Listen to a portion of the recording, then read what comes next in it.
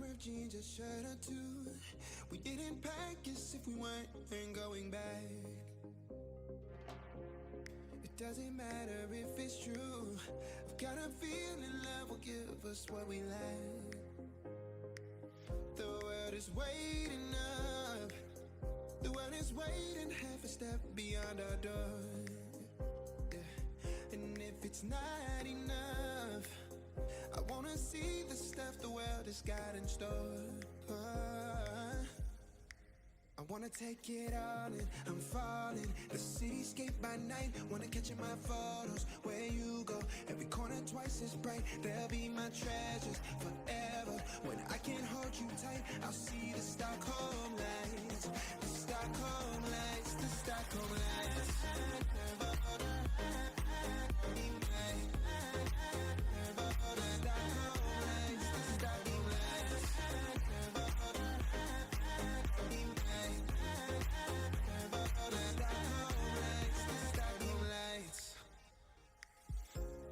Tomorrow feels a year away, like the seconds, the beginning and the end.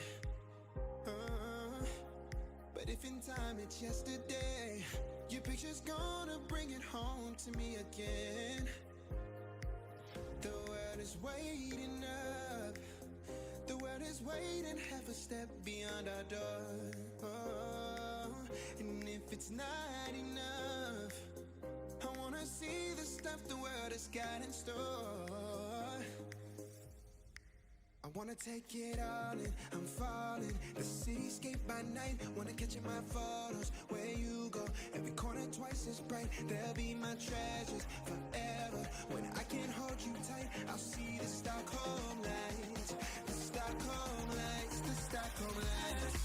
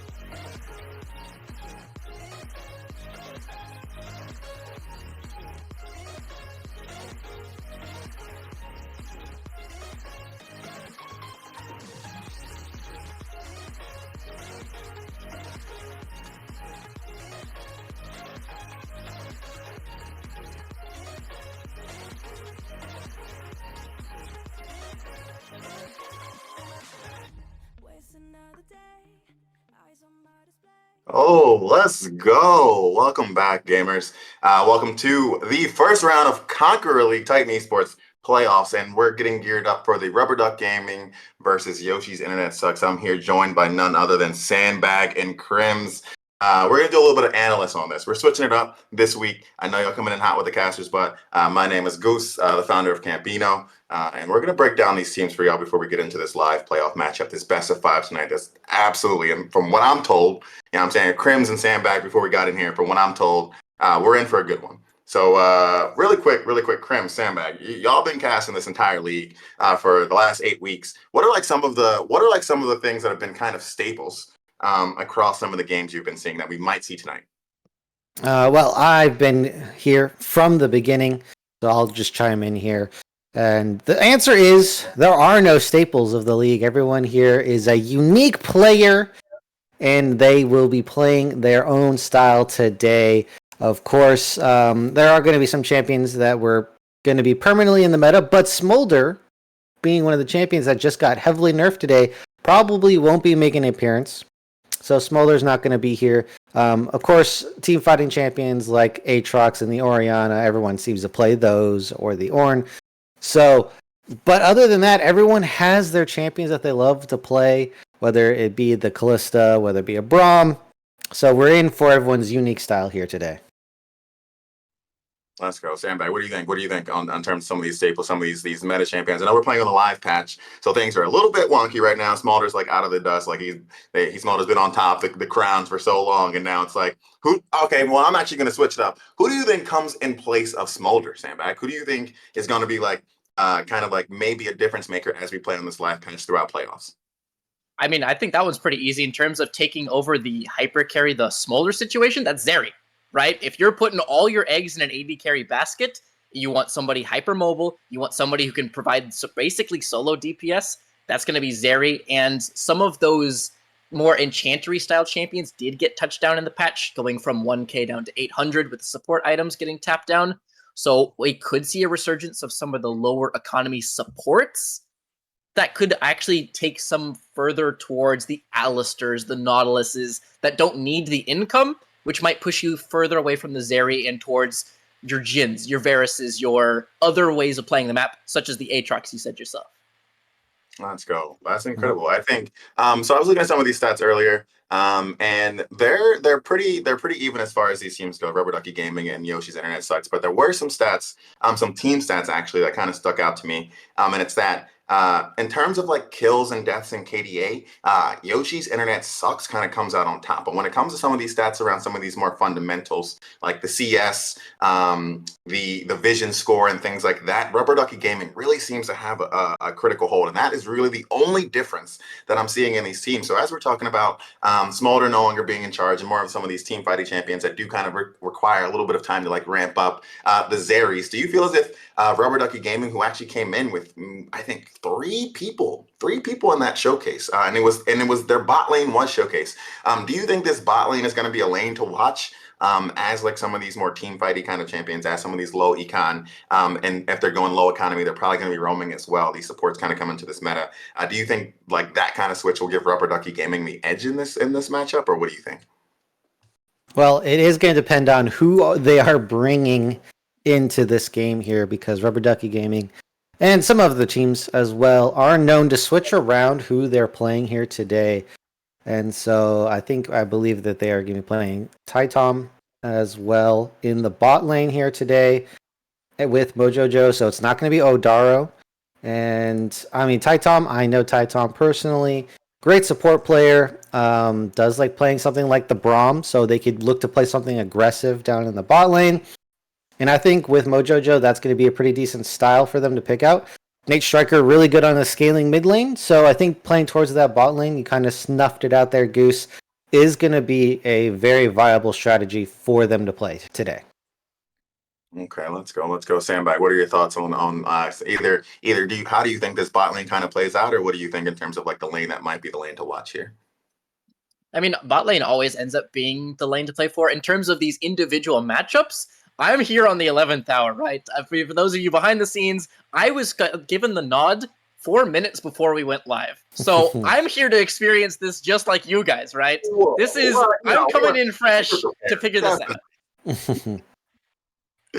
Let's go. Speaking of the non kind of like behind the scenes, kind of a little bit late. I just want to give a quick plug to that solo queue ladder. Actually, is sponsored by Campino, which is actually me, shameless plug. And so like if you're not in that solo queue ladder yet, definitely check that out. I feel like we might have a couple of other shout outs as we go through, but definitely check out that solo queue ladder. You can get what we're giving away hoodies in RP as well. But back into these teams, I want to talk a little bit more about kind of Yoshi's Island. We're looking at Rubber Duck Gaming. The one player that I did kind of realize that kind of stood out for Yoshi's internet is their jungler, who actually did make it to that showcase as well. And if we kind of switch gears to the top side of the map, right, it's a five player game. And can you tell me a little bit more about kind of like what are some of the switches or kind of things we're expecting to see coming out of this jungle top matchup? Will that kind of live in that, or is top lane right now kind of like an island where mid lane is where it reigns supreme, where all these mages are just pretty much just taking over the show? Well, in Conqueror, people really do like to. They don't like playing something boring like a tank. They definitely like to play those carry champions. Dupard is a Fiora player, so there's going to be a lot of contests with the carry in the top side here. Probably going to be a banned. Let's just be honest. Usually happens. Not important. Also, great showing on something like aggressive early, like Lee Sin. I know that we see some Rek'Sai, but I'm not sure if we're going to see that here today. I don't think the champion's just up to snuff. Regardless, they still might pick something like that. I think that Not Important is been a really good driver for the team, and we'll see if they're going to take it to the top side this game or try to stop Rubber Ducky Gaming on their bot side, who I think is a really good angle for them to play through. I think that because of the way the mid matchup's probably going to work out, it's going to be one of the side lanes. Okay.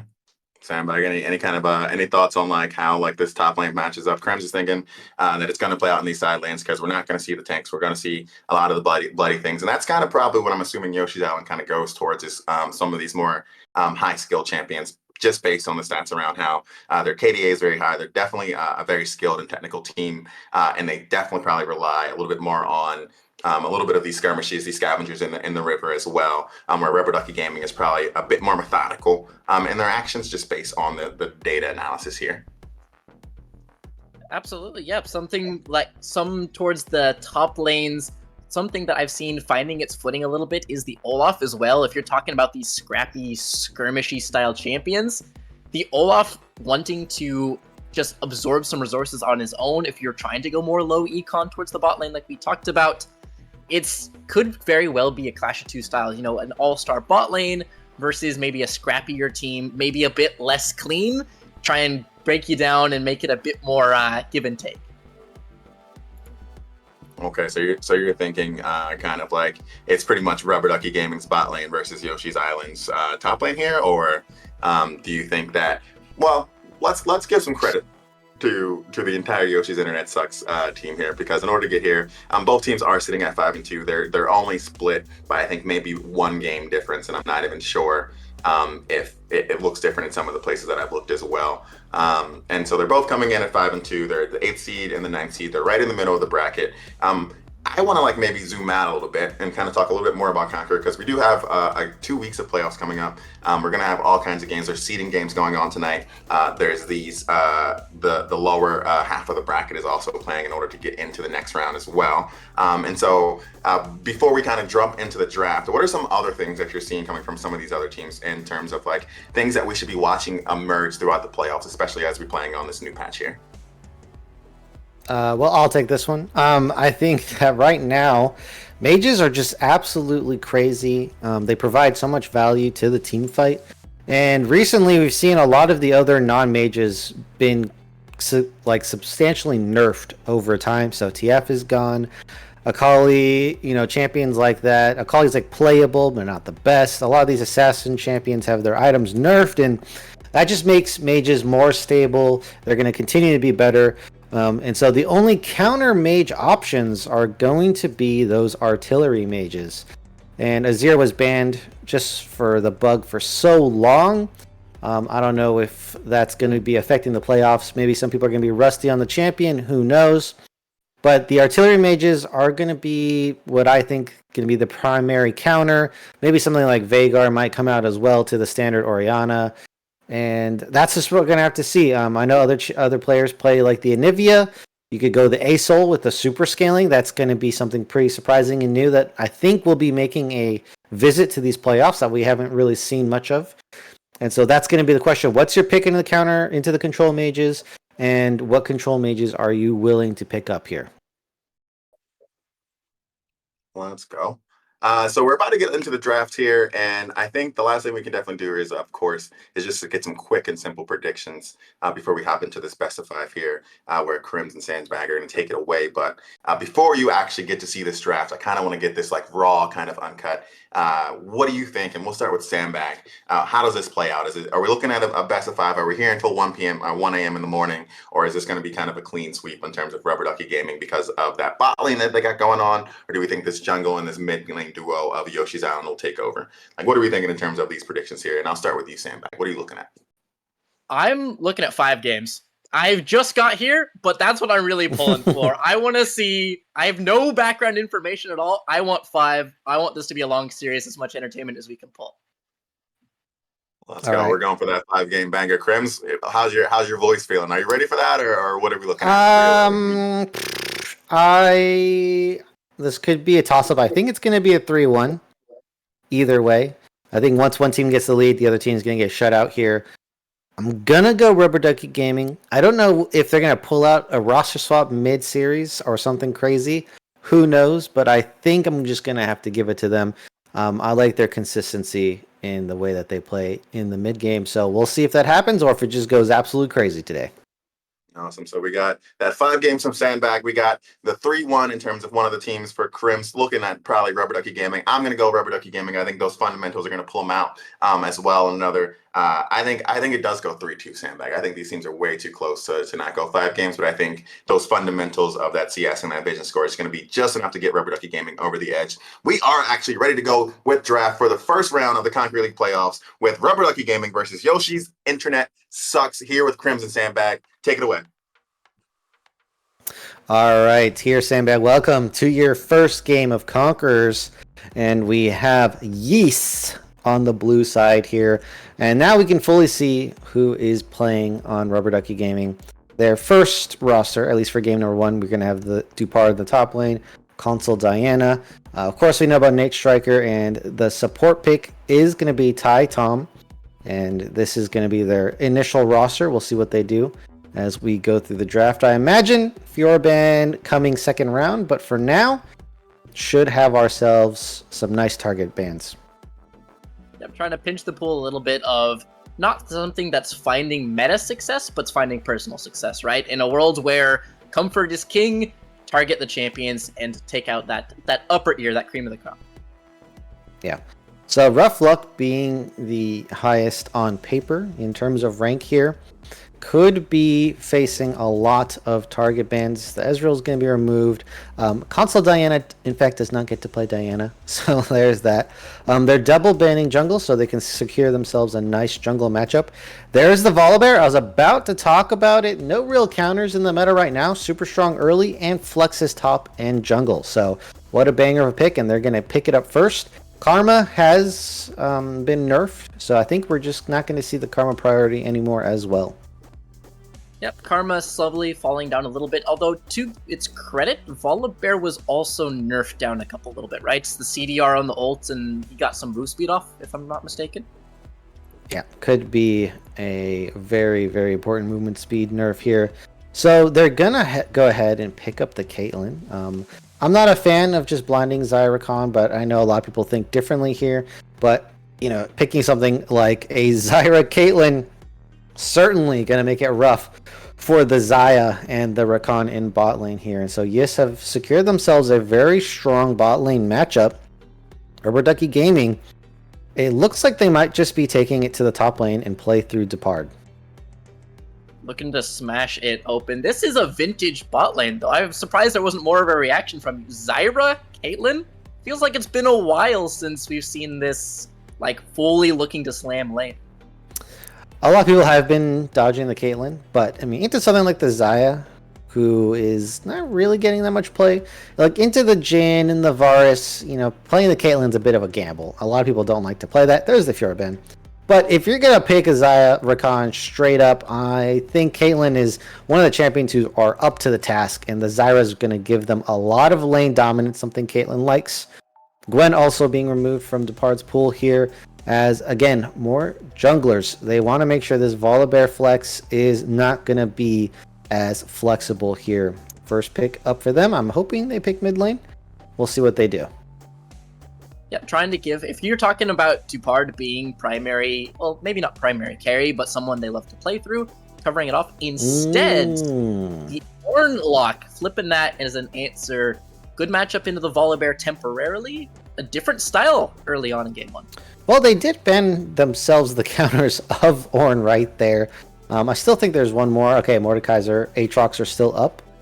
However, if you're playing into a Zyra Caitlyn, you're gonna need something to break the gap. You need to get that gap closer, or one of the champions who can do that with the extremely long engage range. There's the Veigar that I was talking about. Just got buffed on this patch, and so far, Yoshi's internet sucks. I'm thinking this is a banger of a draft. Absolutely, you're trying to play pressure, right? Winning top with the counter pick. You're playing hyper aggressive bot lane. Volibear can facilitate dives on either side. Pieces falling into place for what we said to come to pass as the range answer as well. Everything set up, teed up perfectly for this first game. Yeah, I do think for Rubber Ducky Gaming, they do have themselves a pretty good team fighting comp. So if they get themselves to that mid game, Nate Striker has 2 items, is going to be able to poke out the Zyra and the Caitlyn and the Veigar. A lot of targets to poke there. If you can get the damage down, then Ornn Ultimate comes out on top. It's going to be very difficult to deal with this team. Problem is, they're going to have to get there. That Zyra Khan looking very nasty in the bot lane. Rough Luck has a huge opportunity to carry this game, and then they can coast off the back of this Veigar here. And I'm liking this new visual. Thank you, Chris. This is looking absolutely magnificent. And the Wukong into the Volibear, I mean, it's not a bad matchup for the Volibear. You can dominate Wukong early. You have enough magic damage to give them some trouble. And overall, it's, in my opinion, I like Yis's draft more, but it's not like something that Rubber Ducky Gaming can't beat. Oh, absolutely not. There's tons of tools, and we were talking about the matchup headlong, Volibear versus Wukong. Both of these don't even have to fight each other necessarily. Early ganking potential available for both. Volibear definitely more so, but even Wukong can get active early. Yeah, I mean, as Volibear though, someone like Wukong, you want to take the fight to them if you can. Wukong typically likes to beat other junglers in the jungle himself, but he can't do that versus Volibear. And so that is a huge power being taken away from Wukong there. We'll want to scale, get to level 6 mark. If not important, find something aggressive early or early skirmish. It helps the team to an early lead. Look for that to be the reason the Volibear Wukong matchup. Trying to skirmish, trying to scrap, and while we have a moment before camp spawn, highlight a lane here. We talked about bot lane, perhaps. We talked about mid. We touched on everybody. Where are we looking for the action to come from these two jungles? Not important has a good time right now because he can go top. He can go bottom. Both of these lanes are hard winning in the side lane.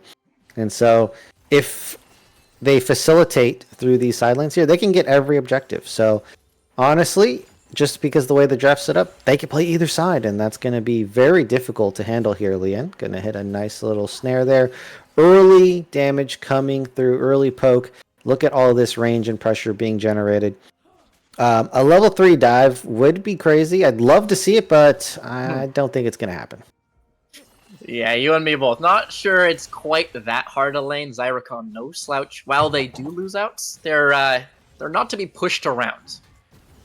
Yeah, they definitely can mess you up if you let them here.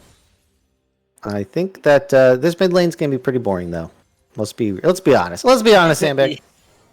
Absolutely, yeah. Mid, definitely not the tinderbox, I fear. Bot lane, big Ooh, stacking this waves, and is this Diana is not looking, looking though. gankable. This is not a gankable lane. Your bot lane's level 1, they're level 2. They have a wave and a half full of minions. That's at least one champion's worth of damage That's here. So exactly the joke I was going to make. I was like, that's a 3v fit. That is 2 bot laners and a minion wave versus 2 bot laners in a jungle. Meanwhile, Sean chunked out here. Wukong finding a look on the pass through. right, not important wanted to go for it, but the wave wasn't really set up. It crashed too early, and he wasn't able to make it in time. Volibear does have fast clear though. This gank, Nate's hovering the other side. I don't think that's looking very gankable either. Oh, now it is. Oh, if you step up like that, stun connecting and is able to get some W, but the bear inbound, Nate Striker in trouble. He finds the flash stun, flashing away for a little bit of distance, but the red buff slow, stuck in the event horizon, and first blood picked up by Sean. All right, the most boring lane I dubbed, and in fact gets first blood for Sean here. It's not all doom and gloom for Nate Striker because eventually the Xerath will just outrange the Veigar here. Oh, a little bit of a trade on the bot side. So important thing to note here for the Caitlyn lane is they do in fact get the plates. That is going to be their pretty much entire goal is pressure, pressure, pressure.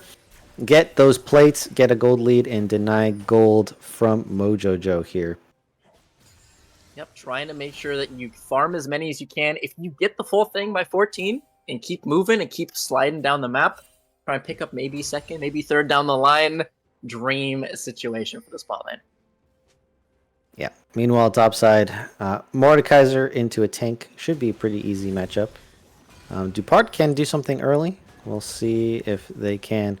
Right now, Console Diana got blocked out of helping bot lane. Top can't fight a Mordekaiser. That is a terrible, terrible matchup for Wukong and Ornn. And so probably just going to be waiting till level 6. So not important. Does expend the flash, gets the gank. But the map is wide open. Yep, still tons and tons of room to try and make on either side here. Cool little mind games. I did want to touch on this while we have some dead air. Cool little mind games with the Mordekaiser. His ultimate can be canceled by the W. So in a situation where you can use that Bellows Breath to try and mind game your way out of it, there's outplay potential even though it is Fat and Sweaty, who holds most, but not all of the cards. Yeah, the other card would be ping.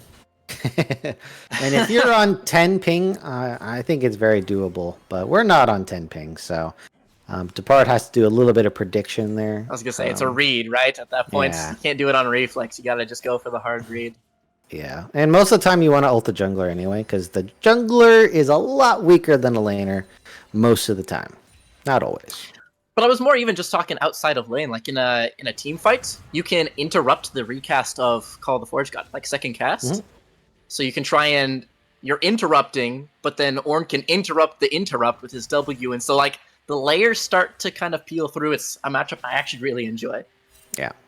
Also, you could, as Mordekaiser, you can ult Ornn away from his ultimate, so you can't get the knockup. That'd be very interesting.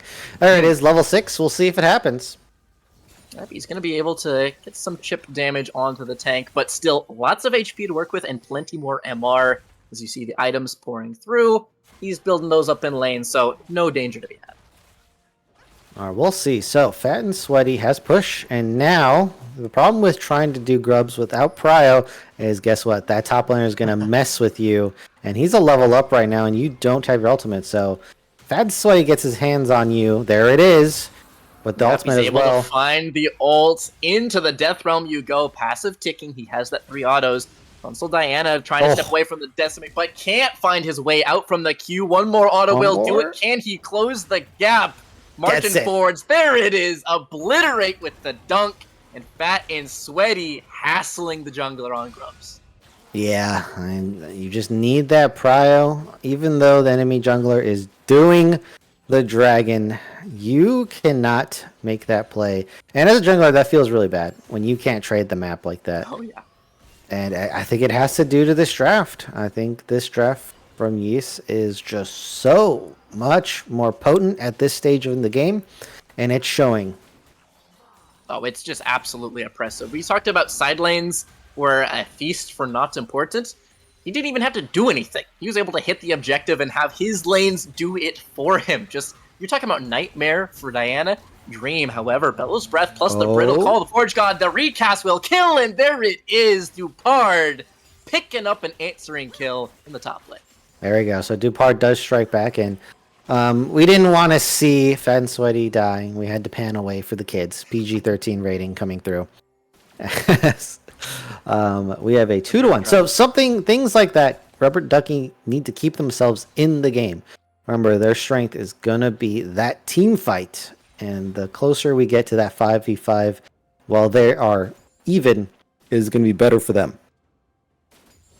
Yeah, absolutely. It's as you even said yourself, great team fight, but how do you get there? How do you look to try and stem the tides? Is the ult soaked up? Meanwhile, right at the arcane in the mid lane, Sean forced to flash away. A couple of well-placed shots from the mid means that Striker claims a summoner spell. Yeah, that is a great pickup. CS lead as well, despite the first blood. And after an item, I mean, Nate Striker's going to have a field day versus the short and stubby Veigar. And I mean, you say after an item. Take a check at the CS right now. Like 9 minutes in, plus 20? As meanwhile, underneath the tower goes Rough Luck, taking 2 tower shots. Mojo Jojo trying to fly forwards. The feathers will fly. Rough Luck with 1 auto to his name. Rakan flashes in. W doesn't connect. Grand entrance brings him to nothing but doom as Lien makes the escape as well. A disaster for RDG as their support falls and their AD next on the chopping block. Bear inbound, picking up a freebie. Wukong looking to keep it going. Can he find a scrap to save it? But no. Answered yet again, not important. Put some 5-1 up. Yeah, it's a disaster as they attempt to go for that. Turn a winning play into a losing play. That's something RDG can't afford to do right now, especially in the bot lane. Talk about CS diff. The bot lane CS diff is also quite nasty. They're having real trouble in these side lanes, and it's with a play like that, it's going to get a lot worse here. And they could have just picked up the easy kill on the Zyra, by the way. That was totally free. Didn't have to kill the Caitlyn. And because of that greed and avarice and the overextension, they just lose everything. Yeah, we already got Furman type in GG. And I would maybe not agree outright, but this is all of a sudden a massive hole to put yourself into. So the question lies to you, Mr. Analyst. Where do we look to stall? Or do we just get blasted everywhere and hope? Yeah, this is GG. Yeah, that's just cooked. No potential for the RDG. Serious answer. Now, I don't think it's going to be possible, but they have to play through Nate Striker, who's the only answer to everything on Yoshi's Internet Sucks right now. Because of the range, no one can touch the Xerath. But the problem is they're bleeding way, way, way too much here. And so they need to buy time for Nate. That is their one way to victory here. And it needs to start happening soon. How victory? Like, do we need solo kills pouring in? As bot lane we're talking about PG-13 early on. Yeah, this ain't it. What do you have to do as striker to right the ship? Is it solo kill? Is it how do you look? What do you define success as? Well, solo kill's gonna help Nate Striker get gold to help him get items, which is gonna be great. Probably also needs level 11, almost there. This bot lane though is gonna get this turret and start pressuring mid lane, and losing mid lane is going to be very tough pill to swallow for the side of Rubber Ducky Gaming here. Console Diana going to try to get these, does get one. So if you steal away the grubs, that means they don't have as much turret damage pressure on the Caitlyn, so that's nice. Console Diana, don't get caught by Mordekaiser. Oh, turning to the that's scene terrible. of the crime, it feels like a fight is certainly brewing here, Diana. I've seen sounded. this one before. This is going to be a flash away from Xerath to save his life, but grubs may be forfeit. Okay, so they pick up an Infernal. And now we have the Ocean revealed, which would be very good for either team to pick up in this draft here. So again, they're going to get both objectives on both sides. Console Diana can't catch a break. And it's just because of this massive pressure in the side lanes here. So Nate Striker needs gold, right? That's number one. I think Mojo Joe should definitely build a static shift. So I don't like what's going on. They need items that can stall the game. Push power. As well as Dupard not picking up Abomis. Again, push power into champions like the Mord, into the Caitlyn who want to pressure you. They do so by pushing the wave and hitting your turret for free. They are not really building correctly to negate that. Yeah, they're not solving some of the issues at hand here. Is we have some contest. I mean, Xayah in her own self has pretty solid wave clear. Ornn as well, with the Q and the W layering those up waves. Will fall eventually, so maybe they feel they just need the HP, they just need the raw combat stats to survive the onslaught, perhaps? I mean, as I said, like, yeah, if you get into a fight, the stats are going to help you out a little bit. But the thing is, they're probably going to win those anyway. Like right here, Fat and Sweaty on the Mordekaiser is just tearing this tank apart, doing the job that is set out by Fat and Sweaty here. And they just need push power. This is how you defend, right? Why is Anivia and Ziggs so good at stalling a game? Because they have some of the best push power. Sivir as well, because they just endlessly push the wave and you can't touch the turret. That's what needs to happen.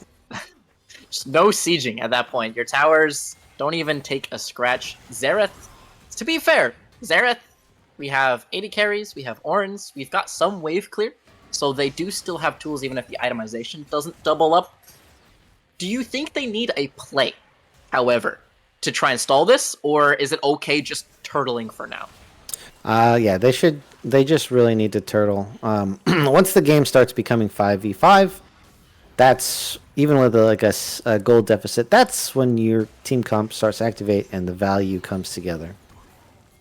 Absolutely, and going for a little bit of a snoop around, summoning some plants and more inbound. Oh boy, Dupard, you got some magic left in the tank here as the dive begins. Searing charge and flash by a lot of distance from the oncoming tides, but he's pulled back in, finished off by not important as the volley bear grabs his third of the game.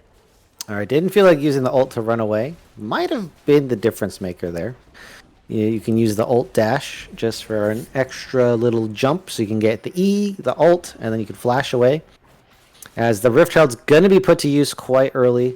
Smack it right into the turret, and this will be a tier 2 turret, which is going to be a lot of gold rewarded over to Yoshi's Internet Sucks. And look at this.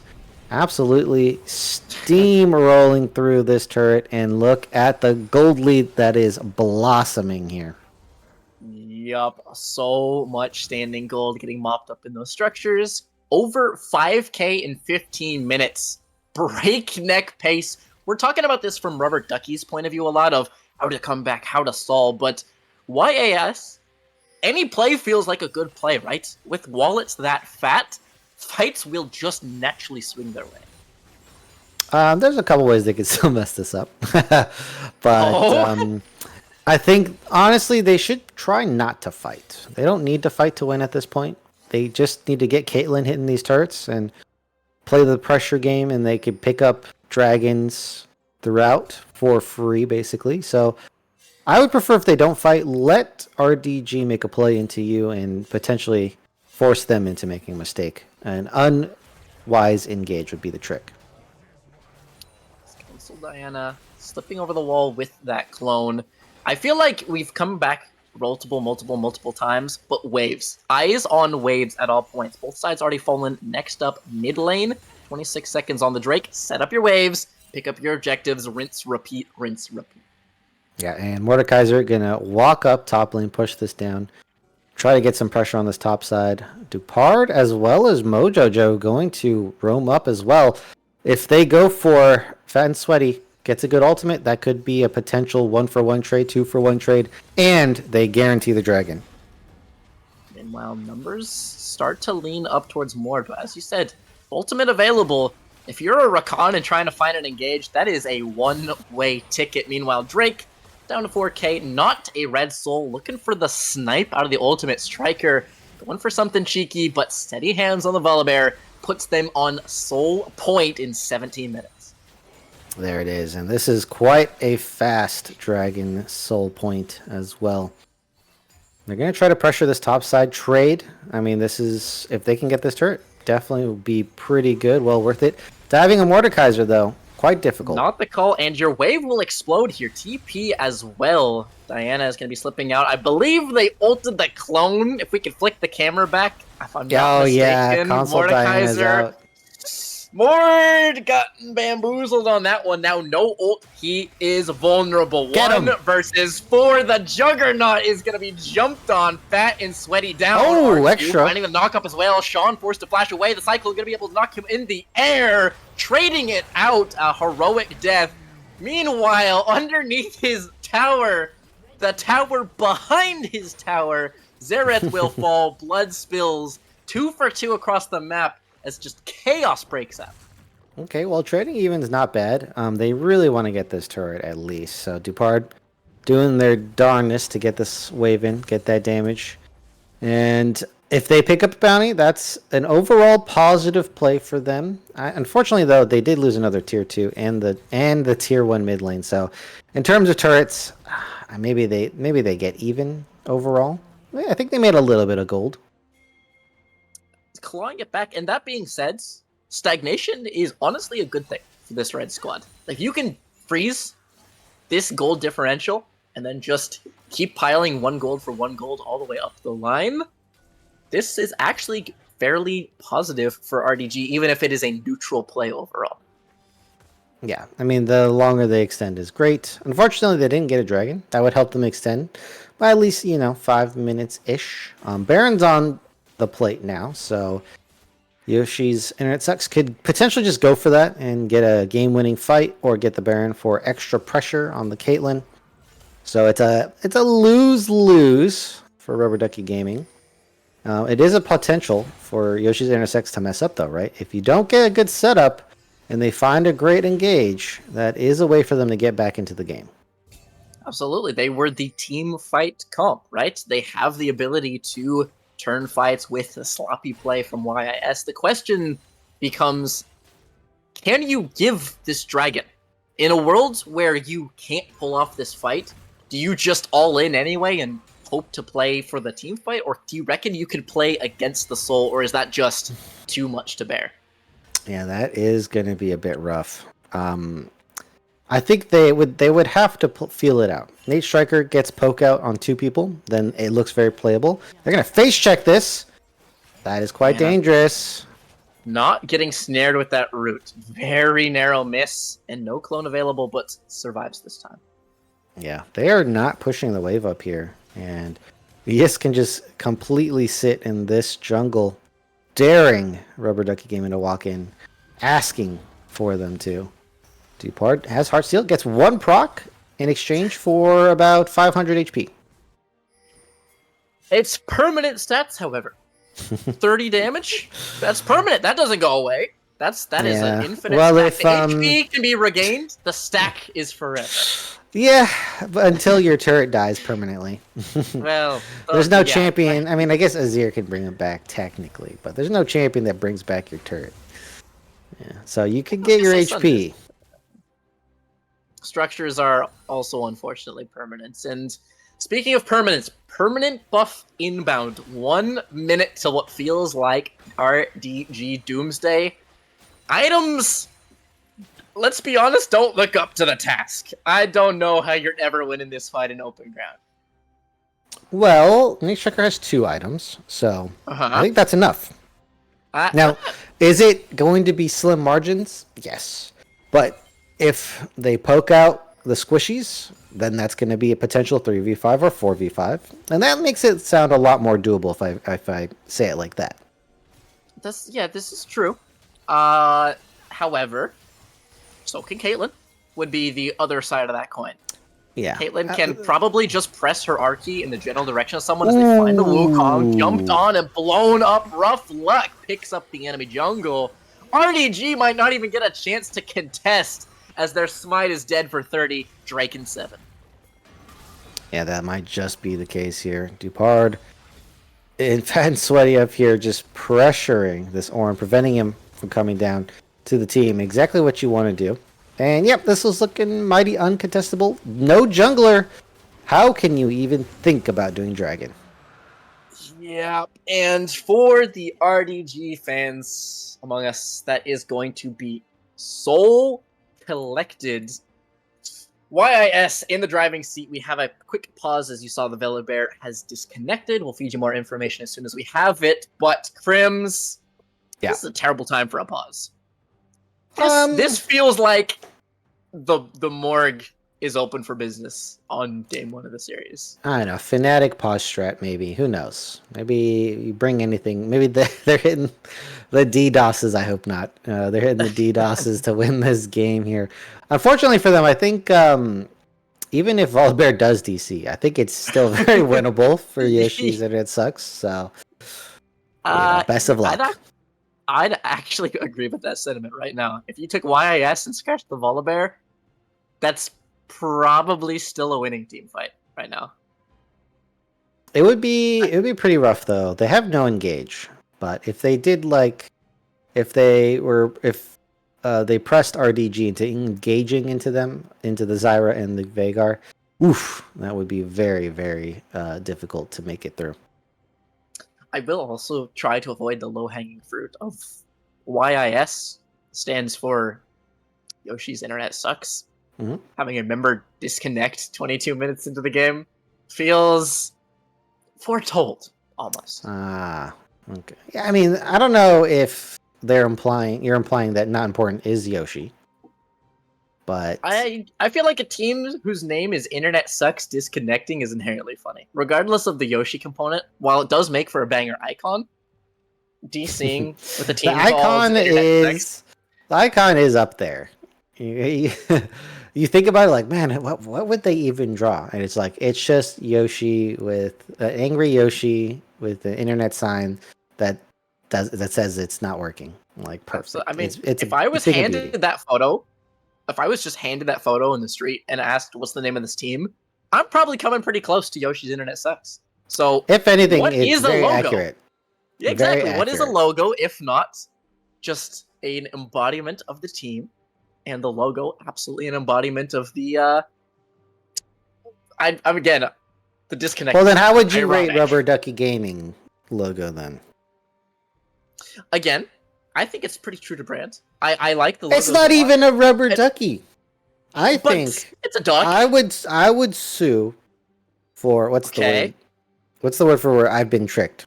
Whatever. The logo doesn't match. Hoodwinked. That's not an official law word. Oh, you mean like a legal? You know yeah, what? The legal term. If I sued someone for being hoodwinked, I feel like I'm winning that case. I'm not gonna lie. Regardless of if it's an actual legal. You can sue for that. False advertisement. False advertisement. It's not a rubber ducky. Okay, it looks like one of like a Disney character. Who's like the dark Donald Duck. It's not Donald Duck. Is there another duck? Are there more ducks? Am I tons just? Of ducks. There's Huey, Dewey, and Louie. There's Scrooge Daffy. McDuck. It's Daffy Duck, who's like on steroids with a belt, with a championship. I was just gonna let you keep going with ducks, to be honest. Chris has my back. Don't tell me that's not the logo to a T.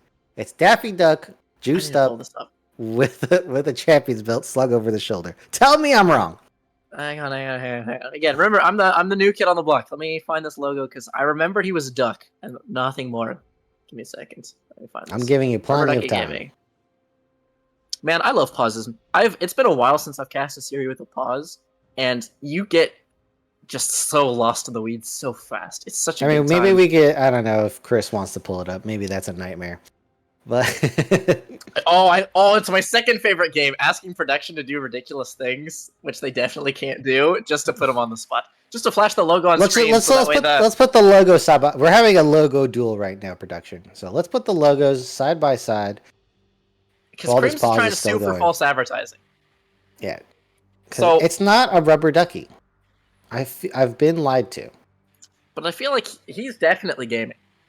Like this duck is. It is hardcore gaming. That is there. All right, so there we go. We have Rubber Ducky Gaming obviously on the left. That is Daffy Duck on steroids with a championship belt. I'm not wrong. I mean, Tell he's me. a duck. He ain't Daffy Duck, but he's a duck for sure. He's like He's- if Brock Lesnar was a duck. Man's built like Johnny he's Bravo. not. He's not Brock Lesnar. God, Brock Lesnar is way Yeah, too built ripped. like Johnny Bravo though. Look at him. His shoulders are like twice the width of his waist.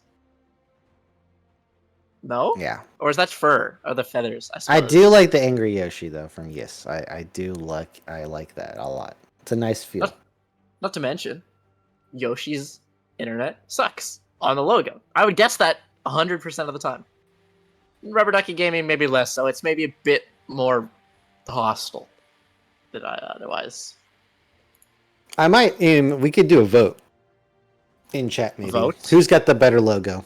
Okay, Chat awake. here we go. Save us from the podcast. Chats. Okay. Save from Nice the podcast fade we are out. anyway. Nice fade out, Beautifully Chris. done. Beautiful. Oh, Prod is a pro. Attaboy. Yeah, here I'm we loving it go. already. Yeah, Chat, maybe we are you should with just us make the. We should maybe just make the logos. Oh, here we go. Some action. Grand entrance popping on Lien. Spectator spaghetti client code. briefing us as per usual. The We spectator spaghetti code pause. Classic. Always proportional. No, sorry, disproportional for how long the pause was, but it just happens. It just whatever it feels like, whatever's on the cards at the time. And Rakan down in ult and up in engage, technically. Mhm. Now, we find ourselves in a world. Oh, okay, never mind. Right as I was trying to set it up. Where our actual hypothetical came to pass, where Volibear was Oh. DC'd in the team. Meanwhile, Sean under fire throws out the event horizon, but doesn't have a chance to fight back. Diana shutting down the Tiny Evil. All right. Looks like they're going to take this as their onus to start bearing. Veigar up in 30. Certainly could wait around long enough for this to happen. Yeah, Rubber Ducky Gaming, I don't want them to just run in here head first and get caught in a very bad engage. Play it slow. You have time. 20 seconds on Veigar TP. With the ward that was not cleared, they have full information. And so it ends up being a very nice pick from Rubber Ducky Gaming. A little bit more gold in the pocket. Meanwhile, flashing forwards, finding the knockup on the 2, forcing the ult out of the Zaya. She's got nothing left in the tank as she flashes away. Not important, tanking up for as long as he can with the Ocean Soul. He goes back in with the ult. Bat and Sweaty picking up the marksman. The team fight rages on for YIS when they run out of damage. Triple kill to the Mord. Bat and Sweaty reunited with his jungler. Bring the hammer down on RDG. All right, so they do win the team fight there. Stats from the Soul from their gold lead, helping out tremendously there. Because that was a 4v5, and they do find themselves victorious. If there was ever to be an angle, that could have been it. Engage coming out from Lien. Ends up being very nice blows of flash and an ultimate from the Zaya. And then Mojo Joe cannot survive non-important afterwards. I do think, though, it was a bit risky, but it pays off in the end. I suppose when you're feeling it a little bit, right? So you have the lead, you have the reunited 5-stack here of YIS. You're willing to pull the trigger, because at worst, you lose a Zyra. Who cares? No shutdown, really. No real sweat. And the payoff, as you see, is a Baron. Yeah, but as we said, they want to be closing out this game, and now with the Baron, I would say they are on their way. The road has been paved. They just need to push these in, knock down the turret, siege with the Caitlyn, and victory will be theirs. Road has been paved, it has been engraved, it's been laid with enamel. This is 10k gold in 25. Where do you live where the roads are Well, laid I with live in a world enamel? where I have 10 grand in 25 minutes. This is absolutely. I feel like pristine enamel for roads what I are asked. more pristine and outlandish. But yes, this is a 10k massive gold, gold right? Yeah, this is unfortunately. Oh, a Depart very wants long that stack. time. He got it. To his credit, he got it. He immediately died and left his team shorthanded, but he did once again get permanent stacks versus the temporary death time. He's up on the But they also gold never. Well, technically, gold is not permanent because you could buy wards, but it's kind of permanent depending on how you play it. You could actually dump a 10k gold lead into pink wards. Is You something could. you could do. Are you going to? No. 14k. RDJ, they need something big here. Feels like a last stand. They find their way onto the backline. 2-man knock up out of the grand entrance. Oh! The Event Horizon stuffing them where they stand. Sean picks up the Wukong. The ult from Not Important keeps him alive. Mordekaiser here to reinforce the Juggernaut. Undeterred. The base broken. The inhib cracked. And RDG swing and a miss. Okay, we have the Elder coming up in about 1 minute. And that's pretty much going to be endgame if they do get that one here. I would like for them to keep ascending this Baron. How much time do we have left on it? Because the Barons is what's going to help them break the base here. Rough Luck is still around on the Caitlyn. Doesn't have the rapid fire cannon, so can't just free hit the turret. Oh, does get turret aggro. Looking for it. Dupard searing charge in, but it's a one-way trip. The Caitlyn cuts him down as she goes on a killing spree. The base next up. T3 mid broken. Rakan in a tough spot, caught between a rock and a hard place, able to battle dance to safety, trying to block the Caitlyn ult as the headshot will not find the mark as they lose one more and one more inhib. All right, they're not going to wait for Sean. They're going to say, we want this turret, and we want it now. Not important. Going to just tank up the whole thing as Rough Luck fires away. And Sweaty's pretty low. Xerath is going to be trying to find his snipes on the backline. Knock up so far. Sean goes on the killing spree. Into the backlines goes Not Important. They make it look easy. Diana's going to be finished off. Fat and Sweaty goes on a rampage. Third and final inhib goes, and they're looking to end this one. 28 minutes, the last stand RDG on the steps of their base. Dupard can do nothing but watch as the base crumbles, and they close it out. Yoshi's internet sucks, picking up game one of the BO5. It doesn't get more dominant than that. 15k gold lead. At the end, they ended it in 28 minutes. They basically got all the objectives they could ever ask for, -2 grubs, a bunch of turrets. They only died 4 times total while getting 20 kills. That's a ×5 differential there. And so Yoshi's internet sucks. I thought the draft was splendid, and they showed exactly why I thought that the side lanes were going to be brutal. And they were. Nate Striker had some good moments, but all the L's that they were taking on the bot side and the top side throughout just made it impossible to get any objective. And so Console Diana, I feel for you. That was a tough game, no prio. But in the end, it doesn't give you the win. They couldn't find the team fight. They couldn't hang in there. And it was a snowball victory from the side of Yoshi's internet sucks. Absolutely. Looking to just close out, eventually converting this lead so far. It did feel like a single bot lane play where they tried to get greedy, double down, pick up a marksman instead of support. Then every lane's losing. Top is already in shambles. Mid lane can hold its own and clear waves, and bots blown to smithereens. Your game effectively ended off of one error, so game 2 certainly could be way more competitive if we clean up a couple of those. Yeah, if there was ever a moment to rewind time, go back and butterfly effect, you would pick that moment for the side of Rubber Ducky Gaming. Because if that goes better, maybe they can change things around in the bot side, and they could start winning where they shouldn't be, and we'll just have to see. I think right now their draft, they really picked a draft that was difficult to play, not because it's a hard draft, it's a front-to-back teamfight comp, but because the lanes were just untenable. So I think they're going to have to take a step back and say, hey, that draft was way too difficult to play. We're going to need to pick some better blind picks. Some better blind picks. I'm sure Console Diana is going to be asking, can we get Prio somewhere, please? So I can at least maybe trade? Because even that, like you said, impossible situation. Normally it's, okay, it's losing matchup. They want Drake, I get Grubs. They want Grubs, I get Drake. That handshake didn't happen because Mordekaiser just wandered down and killed him. Yeah, exactly.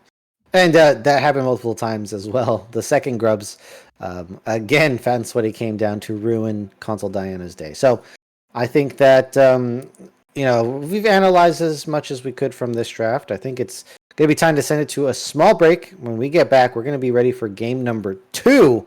And this time we're going to see if they're going to fix those draft mistakes from game number 1.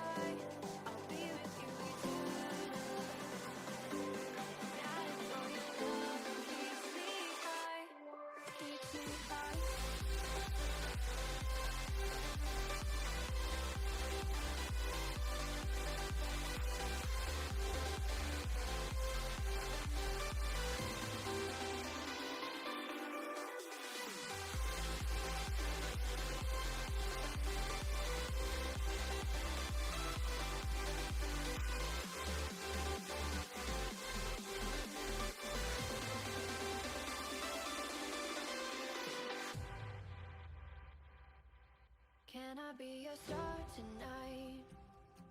You fill my soul with light the day we met. I don't wanna leave your side, no. Have me by your side when the sun sets. Let's leave for an eternity. We'll sail across the lights beyond the sky. I'll be with you eternally. I'm an addict for your love, it keeps me high, keeps me high.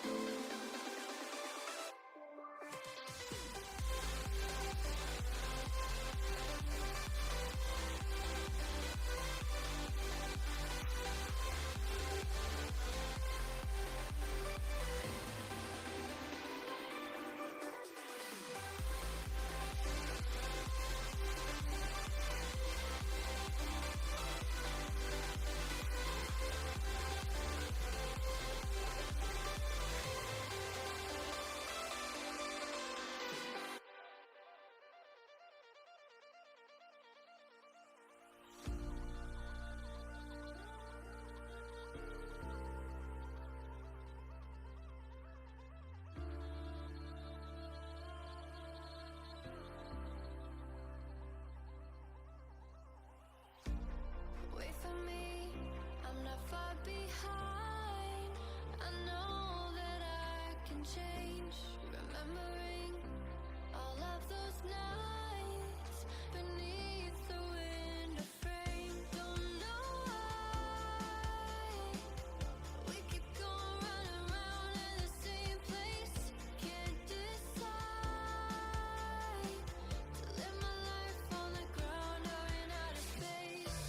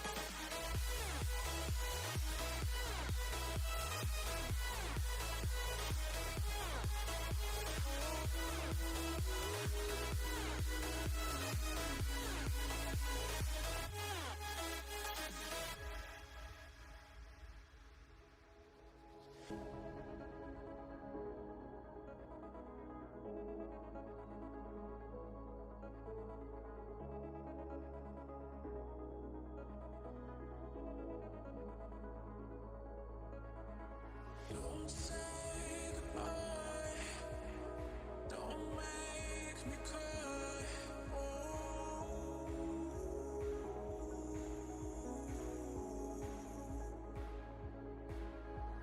Fading again, but I won't give in to you.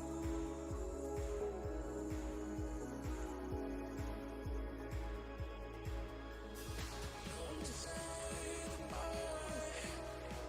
Don't make me cry.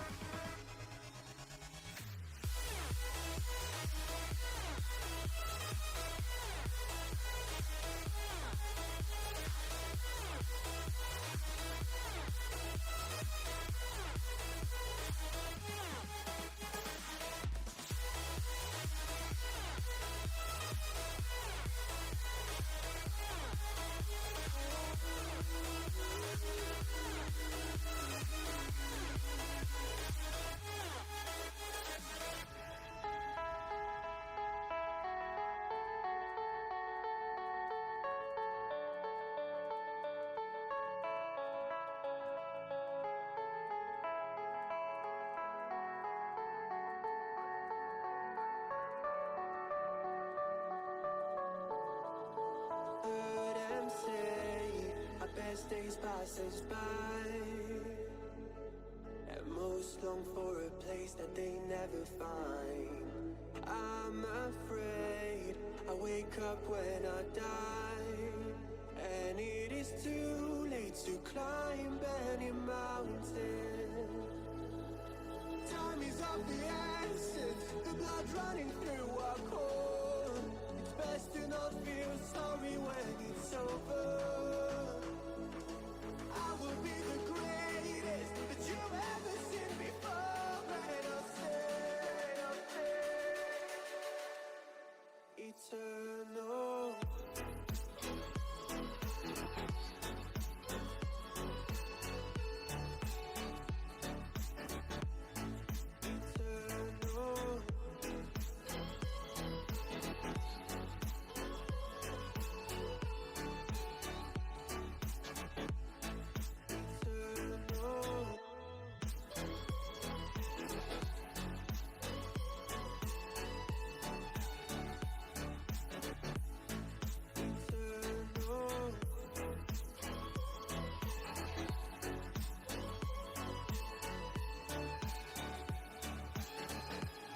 Sometimes I feel that my luck's run out.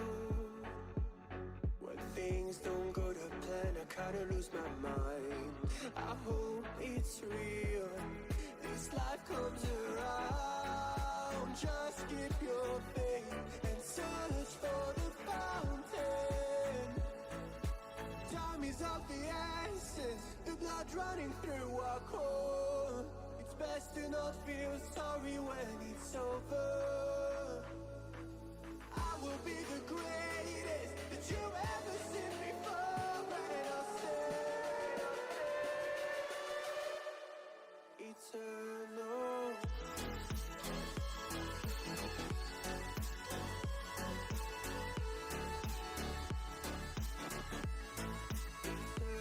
Eternal.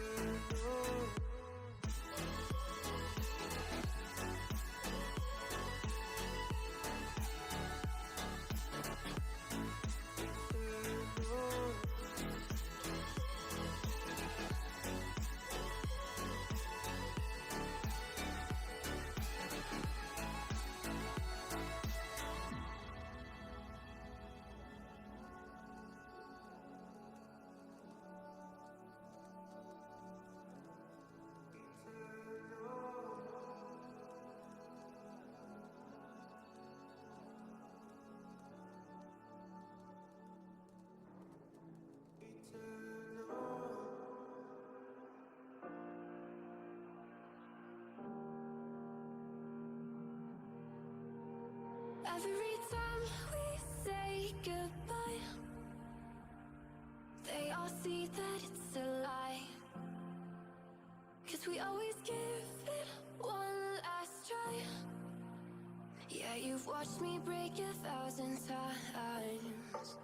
Now I'm all alone, 'cause you never show. You say you will, but then you don't. That's how it goes. Don't wanna know. I'm turning off my mind so I get by. I just wanna be happy, happy tonight.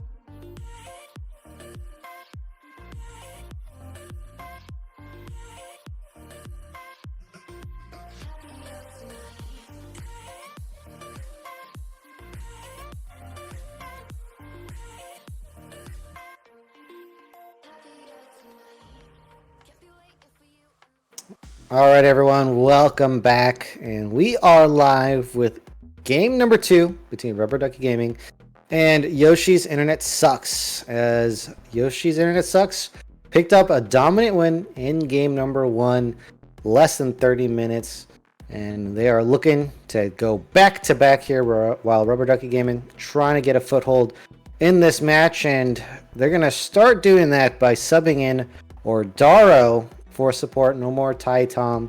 Don't have to look at those Japanese characters anymore. As you know, they typically throw Tai Tom in first. I don't know why, but this is something that we see typically in their BO3s and seems to be a staple for them. Yeah, bringing out somebody to kind of watch the game, analyze, plug them in with the new information. You know, the coaching staff to consolidate the information. So maybe that could be the kick RDG need. Pick bands out on your screen: Ezreal, Talia, and the Volibear from the previous game, alongside the Zoe, the Maokai, and the Viego. Yeah, so new jungler in here, Mist. Looks like they're just gonna straight pick a J4. Unless they're doing something tricky like support J4 or top J4, I feel like this is extremely risky. I don't like the Xayah into it because you can still get trapped in the Cataclysm. And something you have to really worry about now is something like a J4 Orianna, J4 Galio, who just got buffed, everybody. So J4 Galio is very, very strong potential combo here. They're going to pick the Jinx into the Xayah. I like that. That's fine. And now, I'm assuming that Jax is just going to be into the J4. It's a good matchup, and you could flex it top. Okay, they're not letting it get banned out. Dupard on the Fiora. They're not scared of a Jax. Not at all. That is a gauntlet thrown up in the top lane. None of this or nonsense. Give me what you got here. Picking the Fiora, and Gwen Fiora taken previous round in the previous game. Letting that one through up against the Renekton out of that point and click stuff. So this should give Fat and Sweaty an advantage in early phases of the game, but as soon as Fiora gets stronger than the Renekton, can side lane against him, the pressure this champion outputs in a winning matchup is massive. And not to point out that Dupard, if you play it correctly, you could still get some nice leg ups on the Renekton. I'm not saying you're gonna parry you're gonna parry the stun from the Renekton. That's pretty low chances, but it is possible. But there should be lots of outplay potential there. And a Jax gank is not something Fiora is typically scared of. So we'll see how they play that out. Rakan going to be removed because the Xayah has been picked. And Lulu Milio, some good counterparts to Jinx, have also been removed. Do they pick mid lane here and secure counter pick in support, which I think is very strong? Okay, a flex pick as well. That's also smart. It is. What are your thoughts, by the way, Seraphine changes that got kind of She got shuffled nerfed all the way around? How do you feel about her now? She got nerfed in AP carry bot lane for sure. When win rate went down like 4%, which is huge, but her support win rate climbed like 3%. So overall, weaker champion, does provide more utility, so you can flex it now better in the support role. However, I think it is a nerf overall. Nico going to be picked up in the mid lane. Pretty good against a Jax Renekton, have to admit. Rubber Ducky Gaming, this draft looking a lot better. Absolutely. Way wider win cons, it feels like, here, as the Rounding out is going to be the Xerath, more range on the other side this time, and I'm excited to pick this one apart. As you said, Nico's to answer dives, Fiora can either run it down or pop off, depending on the lead. It's so much playmaking across the board from these two squads. Yeah. I think a huge problem from Yis, and the fact that J4 was picked very first in the beginning, and you picked a maximum of 2 champions that can escape the Cataclysm, I feel like something went wrong there. There was no Ahri pickup. There was no, I don't know. Anyone. Just pick people who don't get locked in the Cataclysm, you know? Azir. People with a... He's re-enabled. Yeah, Azir's been re-enabled. People who can escape are probably going to be your best picks here, and they were not picked up. They don't go for the J4 Orianna, but would have been a banger either way. J4 Nico I'll take as a not as adequate substitute, but still will do. Does provide better appealing into the Renekton and the Jax, so I'll just have to take it there. And they do pick the Thresh here for a little bit more aggressive nature if required. And then Xayah Seraphine. I'm going to throw some question mark pings to Yes for that bot lane pickup. What are you doing down there? Yeah, it was even funny because I tend to keep chat open so I can kind of see what the goblins are doing in the meanwhile, and it was pretty much your face scrunched, my face scrunched, chat went, Sarah, Xayah, then 2 divers. It feels like there's a couple of different components trying to do different things, so it will be tough. Yeah, unfortunately, the Xayah is not going to be safe in this team comp here, as we're seeing the new support matchup here. So Odaro has 5 games. We know they sub in with Titan quite a bit. Very low on the damage and the gold, but because Odaro likes to play more of the engage lower econ style. Lian, as we saw on the Zyra, does play more mages overall. Not saying that's what they are pigeonholed into, but something that they typically do. That vision per minute. It was gonna let you run 299. devastating vision control for 69. Nice. I wonder if Zyra plants count as the vision. I don't know. Something is wrong there, or we have the best vision game support in the game right here. We are playing Ghost Toro. There it is. Umbral, remember that? Remember that 10k gold lead that we were gonna dump into Pink Wards? Okay, there we we did go. it. Oh, okay, fraud. We did ruined it. In the fun. Wait, do you actually? Yeah, you could just get gold. You can just get vision score points by dumping Pink Wards. Come on, guys, farm. You gotta farm the system. Boost your stats. Really counts. Okay. I feel like they have to be placed out of base, though, don't they? I'm like 90% sure that they have to be placed out of base. Anyways, playoffs abound. Game 1 was, we're gonna say, lopsided from drafts. Game 2, do you have thoughts and opinions based on the previous one? Because you were pretty much bang on the money in the first one.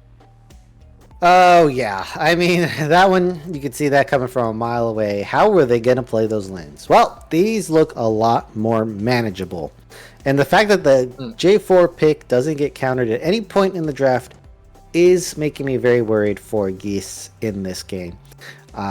If J4 gets to ult 2 or 3 people in the Cataclysm, expect dead members from Yoshi's Internet Sucks, because there's going to be a whole lot of damage following suit. They have to avoid J4, and they don't have good tools for it. So I think that is going to be a huge problem for them in the draft. If they manage to shut down J4, super squishy, can't really engage at all, they're going to be okay. I don't think they're going to be able to do that early, but if they do manage to do so, that's going to be a great way for them to avoid that problem. They have to solve it somehow. And that's probably the only way I can think of for them to really take J4 out of this game. Absolutely. A good litmus test is whether or not he has to use his flag and drag as a gap closer to get in range of its ult, or if he can use that spell aggressively, YAS might just be out of options. Yeah. The Cataclysm's unstoppable, so you just throw that right on top of 2 people. Xerath and Seraphine are typically champions who don't like being in a Cataclysm. And then they have as well the Nico, who can really either set up the J4 or the J4 can set up the Nico. Nice synergistic duo for them right there. I think one potential is the top lane. Dupard on the Fiora versus Fat and Sweaty. If they visit top lane a lot and they really hold down this Fiora, they're not going to have a way to answer the side lanes. Because if Renekton's super strong, we'll beat the Nico, we'll beat the Fiora both together. So for Yoshi's Internet Sucks, that's your very, very important point of strength is the Renekton. It doesn't last forever though, unless you win the game, of course. You build enough of a lead. So it's something that they're going to have a window and they're going to have to execute on that top side. Problem is the rest of the map going to survive until then? I don't know. It's going to look rough. Mist can just completely avoid the top side. Yeah, Dupard's going to be down, but if the whole rest of the map is winning, that's a trade you take any day. Absolutely. You're going to be trying to maybe leave her isolated, try and hang on, try and pick up whatever CS they can. Grubs can be a way of even further accelerating the ability of Fiora to get back in the game if everywhere else is winning, and Fiora is able to hit those structures. That could be your way of getting the gold back in from those structures, even if the lane itself, as you said, the meatball will tend to win out early at least.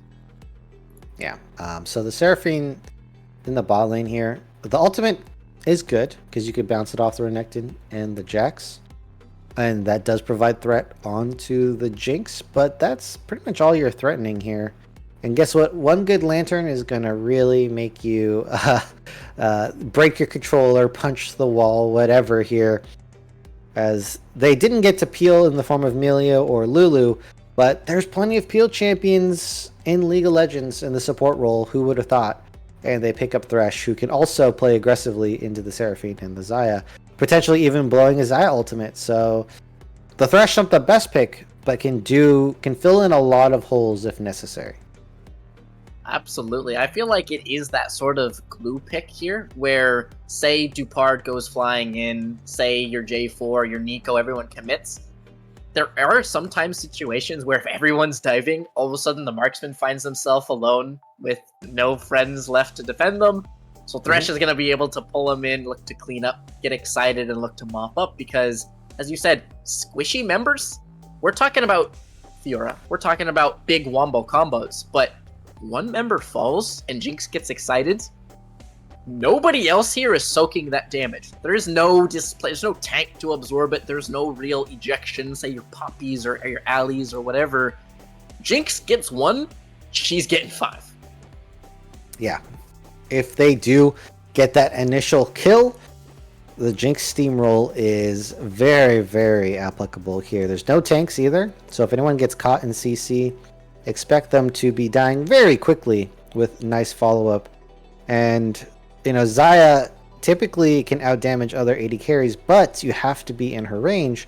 Guess what? Jinx Rockets lets her attack from an extended range and deny that Xayah threat that other champions can't do here. So Mojojo on a much better matchup this time around. Odaro going to be here on the Thresh. I'm looking for a all-new, revived Rubber Ducky Gaming to really fight back in game number 2. Certainly so. Pulling in the substitutions, fresh legs off of the bench, looking to equalize this series at reminders for anyone just joining us. Best of 5 here. So even if this is a YAS dub, still another game beyond that, or RDG picking it up 2 more minimum. I'm looking for the 5, and I'm looking to keep this one going as we set up for game 2. Yeah. We're going to get ourselves, I think this game going to be a lot more contestable here. Interesting that there is exhaust on Ordaro. I'm assuming for the Jax in the Renekton. Not going to be so good in lane, especially with a cleanse on Rough Luck here, who is feeling very threatened by CC. Threatened by CC, yet it feels like only the hook, right? Because Nico ultimate being a knock-up, Cataclysm is terrain. There's the stun part, and there's also the snare from Nico and Jinx. But yeah, I know, it's not... I think Ghost would have been better, so you could navigate the team fight better. I suppose you do fear the Cataclysm, completely Okay. null and voiding that summoner spell if you are, say, you're Ooh. ghosting, and Cataclysm. Nice trade from Dupard. So, fun fact, when you proc the Fiora passive, there's only 2 sides that the Fiora passive can activate on. And Dupard being a Fiora main, I'm sure is well aware of that. Nate Striker going to have a lot more pressure early versus Sean, and is taking nice trades. And look at Dupard on the Fiora go. Looking to chip away at that health bar. Speaking of bot lane, Mojo Jojo down to 100 HP. Leanne able to back on out away from the tower. And yeah, absolutely. When it comes to those vitals, bottom left and then top and right. Rinse, Correct. repeat every single time. So as you see that vital on the bottom, making it favorable, that dance, that passive dance coming through. And this Fiora, as you said, very familiar in the hands of Dupart. Yeah, bot side though, that was a very good trade. In fact, I might have won them the lane for now, and they have better sustain, and being able to cancel out their ability to fight is going to be very important versus a Thresh Jinx here. Mist decide a path up top here in this matchup, wants to make sure Dupart is safe. I feel like they should have... Oh, there's the first blood. The trade comes through. Huge misstep from the bot side here. And now, I mean, the Seraphine Zai are going to get free scaling. Yeah, just death by 1,000 paper cuts, right? Where you're able to get nicked by a feather here, feather there, the engage, the re-engage, and the third time around doesn't even flash. Mojo Jojo falling early. Yeah, I really would have liked Mist to path bot lane here in this matchup. Bot lane, Jinx is going to be so important for your team's damage and ability to win team fights, and just not prioritizing it right now.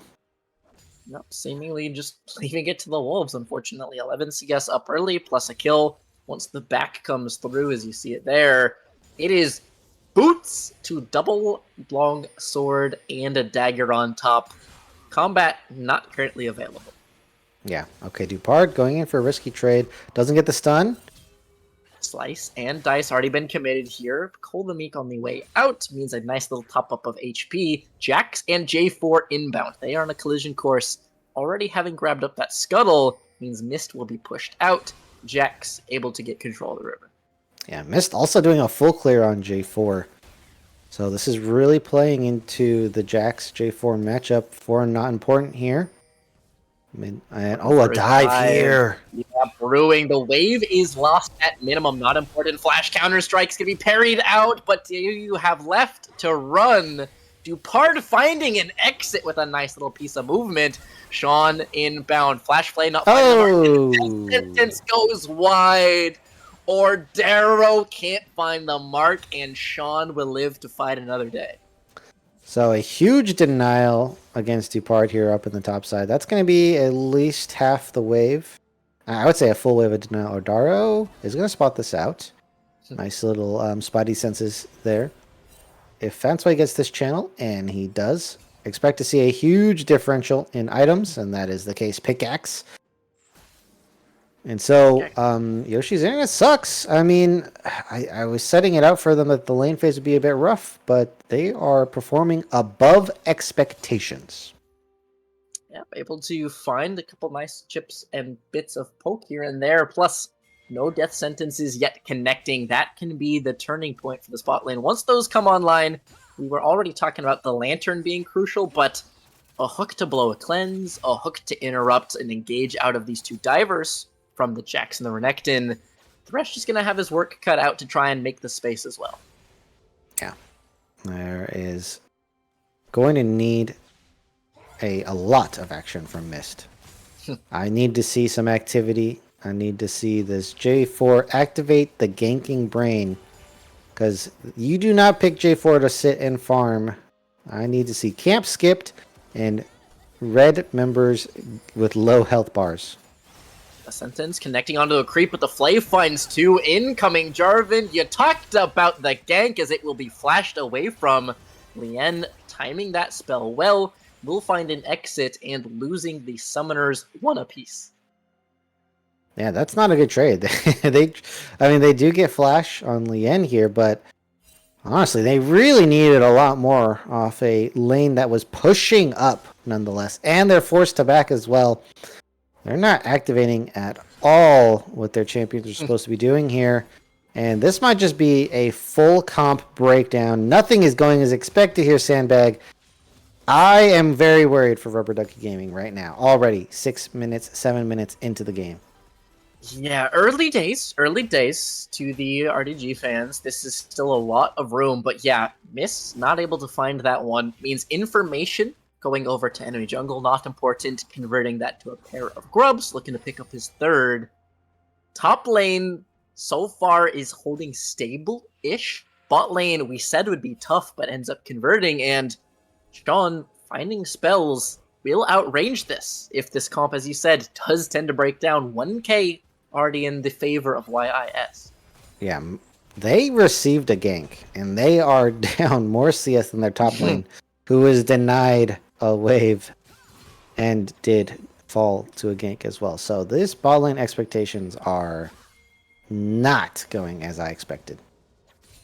Oh, but then credit to the players, right? They're just finding openings and they're seizing those opportunities, trying to finish off the plate. Fat and Sweaty will get it, which means gold secured and continuing to snowball, as you said, early on, favored in the match. Yeah. Credit where credit is due is correct. Mist here going to try to save topside. Sean is here. It is a 2v3 at best. They had it once, no flash this time. No flash on important either, however, means it will be another wave denied, but another escape for the top laner of the Rubber Duckies. Mist is not crossing the map at all, playing the same side. I thought that Mist was going to be diving bot lane non-stop when this was happening topside, but that is not the case. Mist is trying to save Dupard. Finding the connection on that death sentence. Remember, no flash from the previous play. Flashing away from the Featherstorm as the ultimate's going to be thrown out. Jojo trying to find the last bits of damage, but nothing left to give.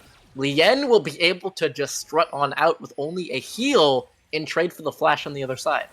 Yeah, as I said, they're not trading the maps at all. Trying to match into the Renekton Jax. That is very difficult at this point in the game. And we can see the game state is not being moved along for Rubber Ducky Gaming. Mist does have Cataclysm. I want to see a bot gank, and I want to see it now. Trying to find his way here, but may stop off for some Krugs, cleansing away, not picking up that lantern, using the sum instead. Not important. Just waiting in the wings in case anything got too hairy.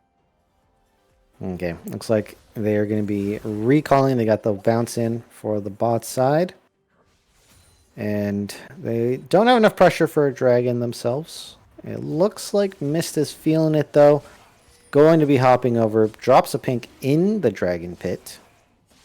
Not a fan of that, but they do have the bot lane eventually getting over there. Dupard trying to play safe up on the top side.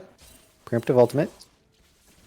Well, the Grand Challenge out, but now that's not available, and Dominus is. It's worth keeping an eye on those CDs where Renekton with his ult versus Fiora without hers will stomp a fight at this point in time. Okay. And that random minion was definitely Nico. They don't just wander into the dragon pit for no reason. So, I mean, Sean is getting to free scale up in CS. Isn't getting too pressured anymore outside of that first gank.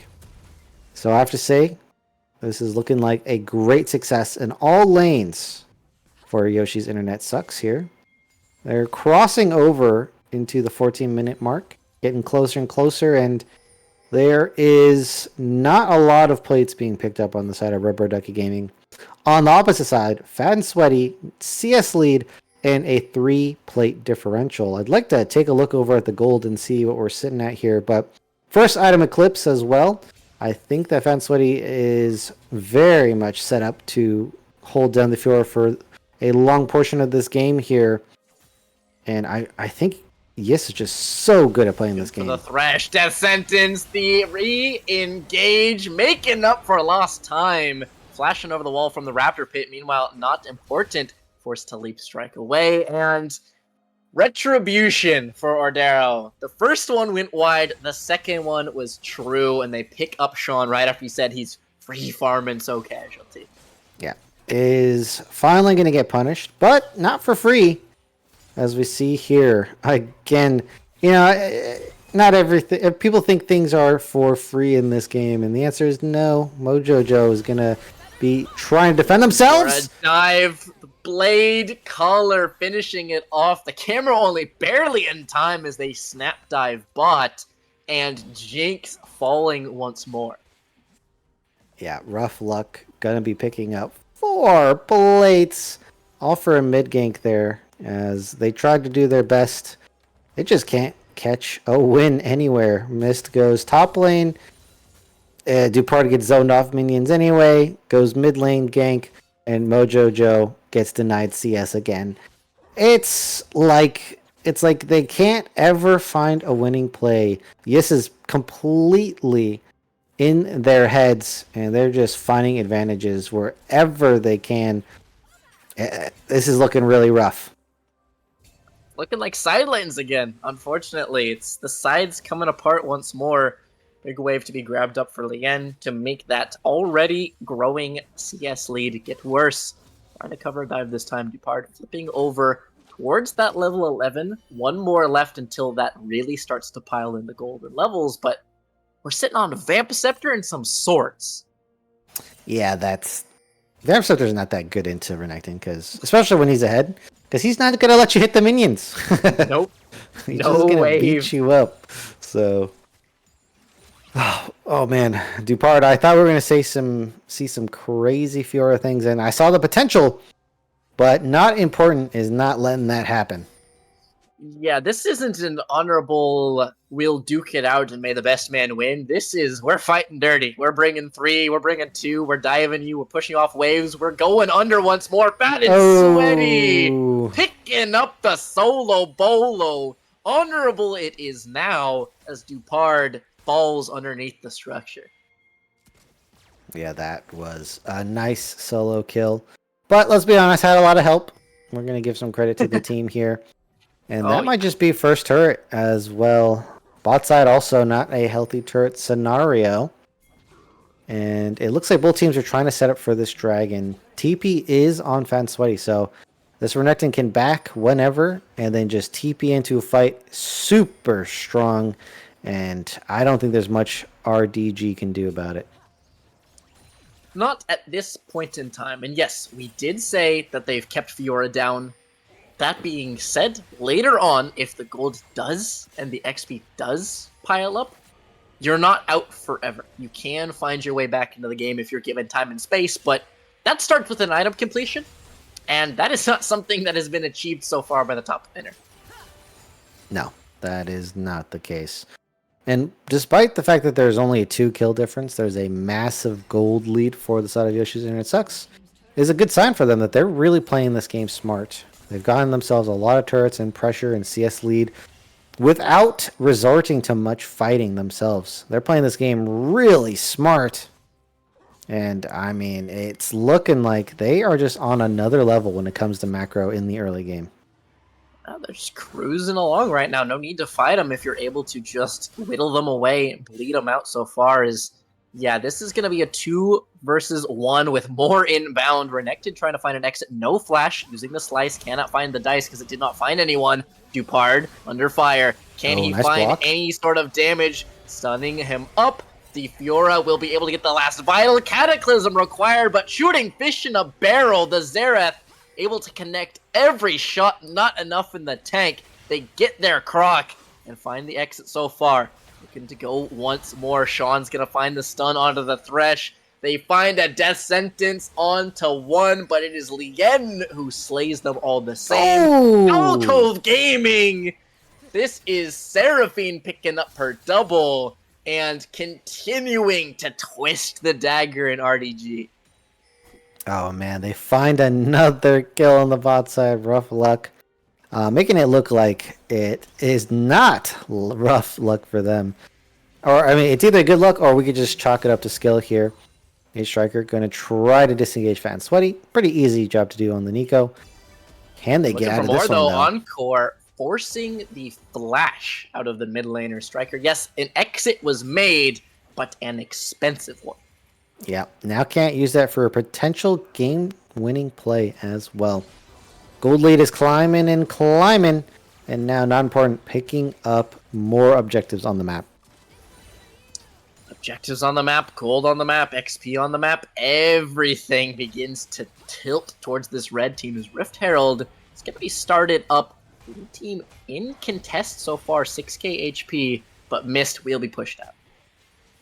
Yep, Mist is not going to be able to get in range here. Oh, here we Nico go. Ultimate Pop Blossom finding 2. Shutdown going over to the Thresh as a big swing back. Nico not ready to give this one up without a fight. Didn't count the minions. However, the shutdown does not go to Nate Striker or Mojo. It goes on to Odaro. That's a feels bad moment right there. But a win is a win. They do get themselves some gold back as a team. Can they look for more?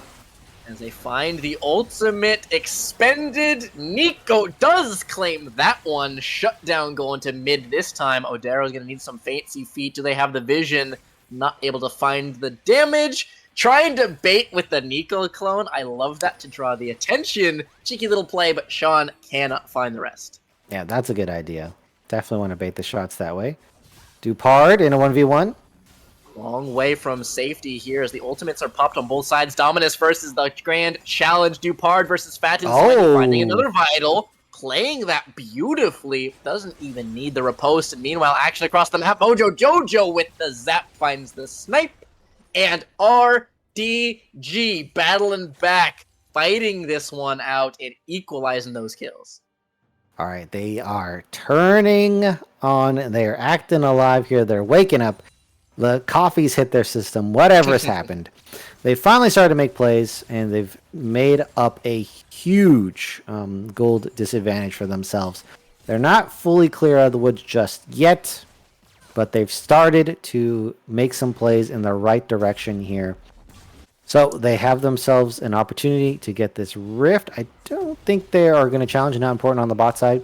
Mojo Joe's on first item has the Kraken, but I mean, if we probably scope over to gold, I would imagine that Rough Luck is probably half an item ahead. Oh, it looks like pretty much an item. Just hasn't bought it yet.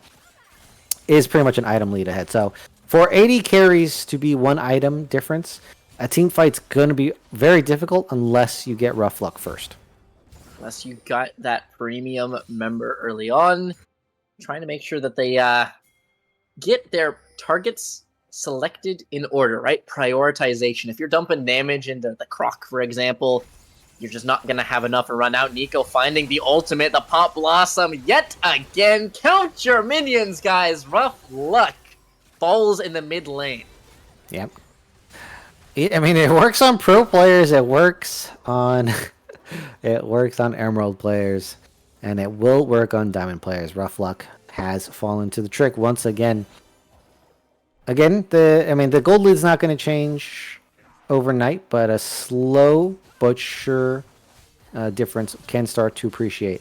Fiora's looking to turn the tides here. Ultimate for ultimate once more. Grand challenge, finding the true damage, forcing the Renekton onto the back foot this time, as we have the Shelly charge coming through. A couple hundred more damage, and Jinx will get excited. Keep your eyes on that. One more auto, finishes the job, and there it goes. All the extra move speed and the gold for the quick escape. All right, they're going to extend this play to stick around. Hook. Do find a hook. Sentence, and it does find the mark. They find the Flag and Jag alley-oop as well, forcing Xerath's flash. Trying to find flash another. hook. They flash in. Artero, he's on a roll. Like you said, the caffeine hits. 1 for 1. You take that 2-man on the Flag and Drag. Rough Luck forced up into the ultimate, putting the feathers in and cleaning up the jungle. Striker not willing to keep it going. Aggression turns into 2 for 2 as the Rubber Ducks battle this one down to 3k. The Rubber Gaming Ducks here. Another face check from Dupard, but I think Dupard's not afraid anymore. But maybe they should be. Maybe it should be as the handoff comes through once more. Just a quick little lunge over the wall. He's no more dashes left as the Renekton does not want to brave the darkness, and it feels like tides shift. Yeah, has 2 items, so that probably is helping in that 1v1 up there in the top lane. Meanwhile, here they did trade even last time, 2 for 2 basically, and they're really looking either team to get this dragon. It looks like first push coming from Yoshi's internet sucks here. They're going to get to see Mojojo clear the waves, giving them some time to clear the vision. Not really doing it efficiently here. They're going to be spotted walking in, and now the crossover. They might get caught up. Cataclysm is not up just yet, but Odara hits a hook. It's finding the flay. Pop Blossom on the On the flash three! in, and Nico gets excited for her Jinx. Trying to turn it around, 3-man. The stuns are massive with the counter-strike. It's Mojo Jojo trying to provide the damage. Not important, Rough Luck down. next on the chopping block. Mojo Jojo giving chasers. Renekton pushes them back. A fight on two fronts. Top stalling for the best they can. Fiora wins the 1v2. Fat and Sweaty does the same. It is top kingdom for both members. Double kill to the Fiora. Fat and Sweaty. It's going to be pushing them out. 12-10. YIS own the river, but the Renekton continues to wreak havoc. Nate Stryker finds a glorious ultimate onto 2 here. That's going to start off the team fight just right. And Mojo Joe picks up the kill on 2. Not important, which means there is no jungler to contest this here. EP channel. That's going to be that's going to be a nice cancel there from Fan Sweaty. Both the top laners making it out of that fight. Both of them looking quite destructive. So the battle of the top laners, as you're saying, it looks like it is going to be a battle, not a one-sided stomp. Dupard slowly coming into their own in this game.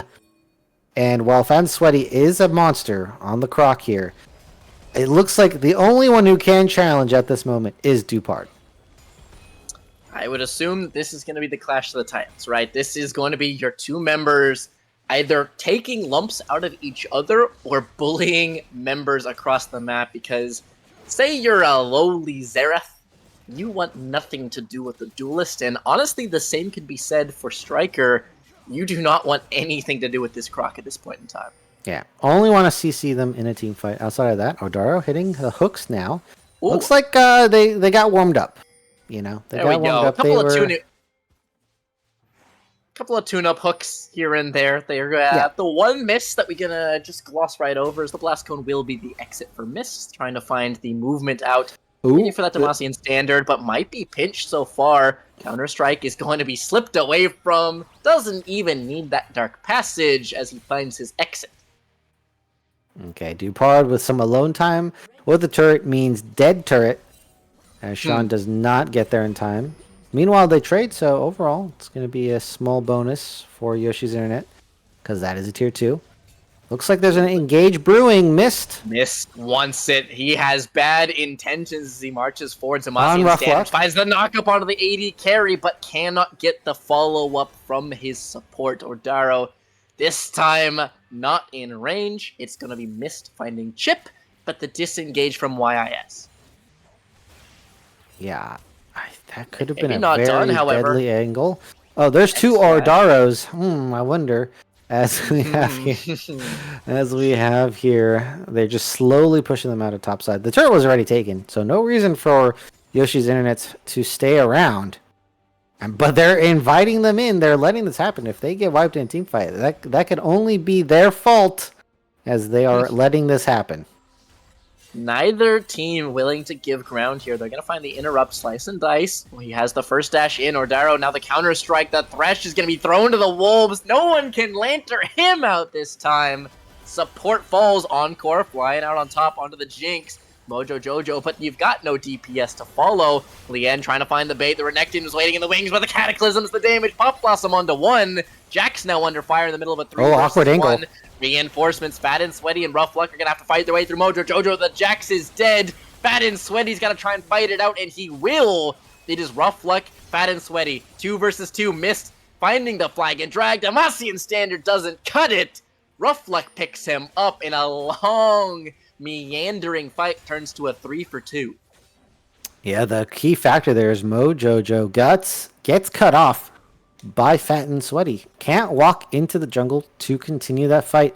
And if you don't have an 80 carry DPSing in your fight, and they do, again, it becomes quite difficult there. So in Rubber Ducky Gaming, you're trying to come back into this game. You got to pick better angles, and you got to leave if your 80 carry can't free auto. I mean, your 80 carry is already behind. There is 3 items completed on Rough Luck. Don't make it harder for yourself to win this game. Yeah, it's already a tough task, and then you're just tying a hand behind your back if you don't have that marksman there. So Mojo Jojo must be defended. Same honestly can be said for the backline of YIS, and J4 doing a solid job of keeping them on their toes. Yeah, Cataclysm on the Lian there. I mean, if anything, we'll burn flashes with this Cataclysm now. Dragon coming up in 40, and it looks like, again, Yoshi's Internet Sucks have the initial push to come in here, establish control, and get vision. They have to respect on RDG, and they will get the bounce back. One more wave going to be pushed between, and it's going to be the fight for the Dragon. RDG got it last time off the back of Dupard, as well as Nate Striker. They're gonna have to do it again. Wave's gonna crash now. Dupard matched into Sean. Can't do anything because guess what? Sean can just clear the waves from a mile away. Hard for Dupard to pressure the turret here.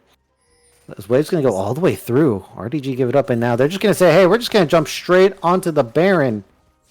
It's going to be split so far. Onto the Baron, they might have an inkling so far, but Leanne's going to sniff it out. Renekton hitting bot T3. So this I mean, they have to be under time somewhere. constraint.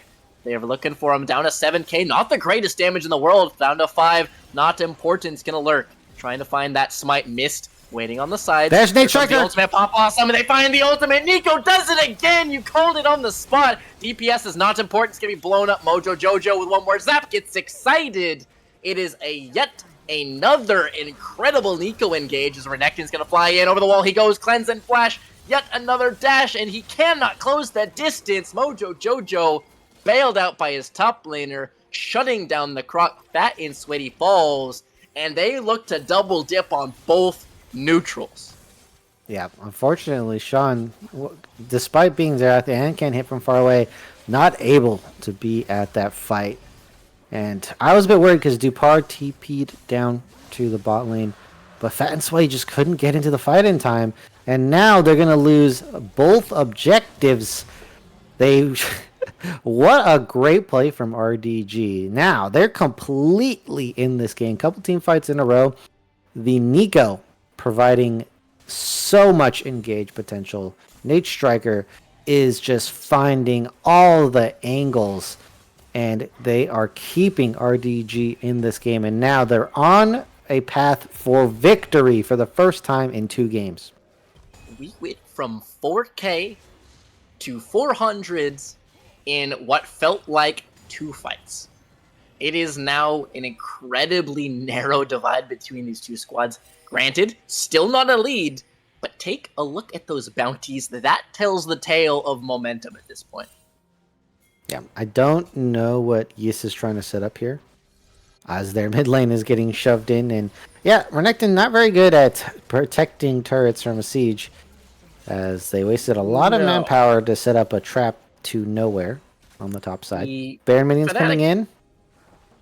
Fnatic Deathbrush on a bush that they don't have to go anywhere near is, we'll say, optimistic. That's how we'll call that a Hail Mary, we'll say.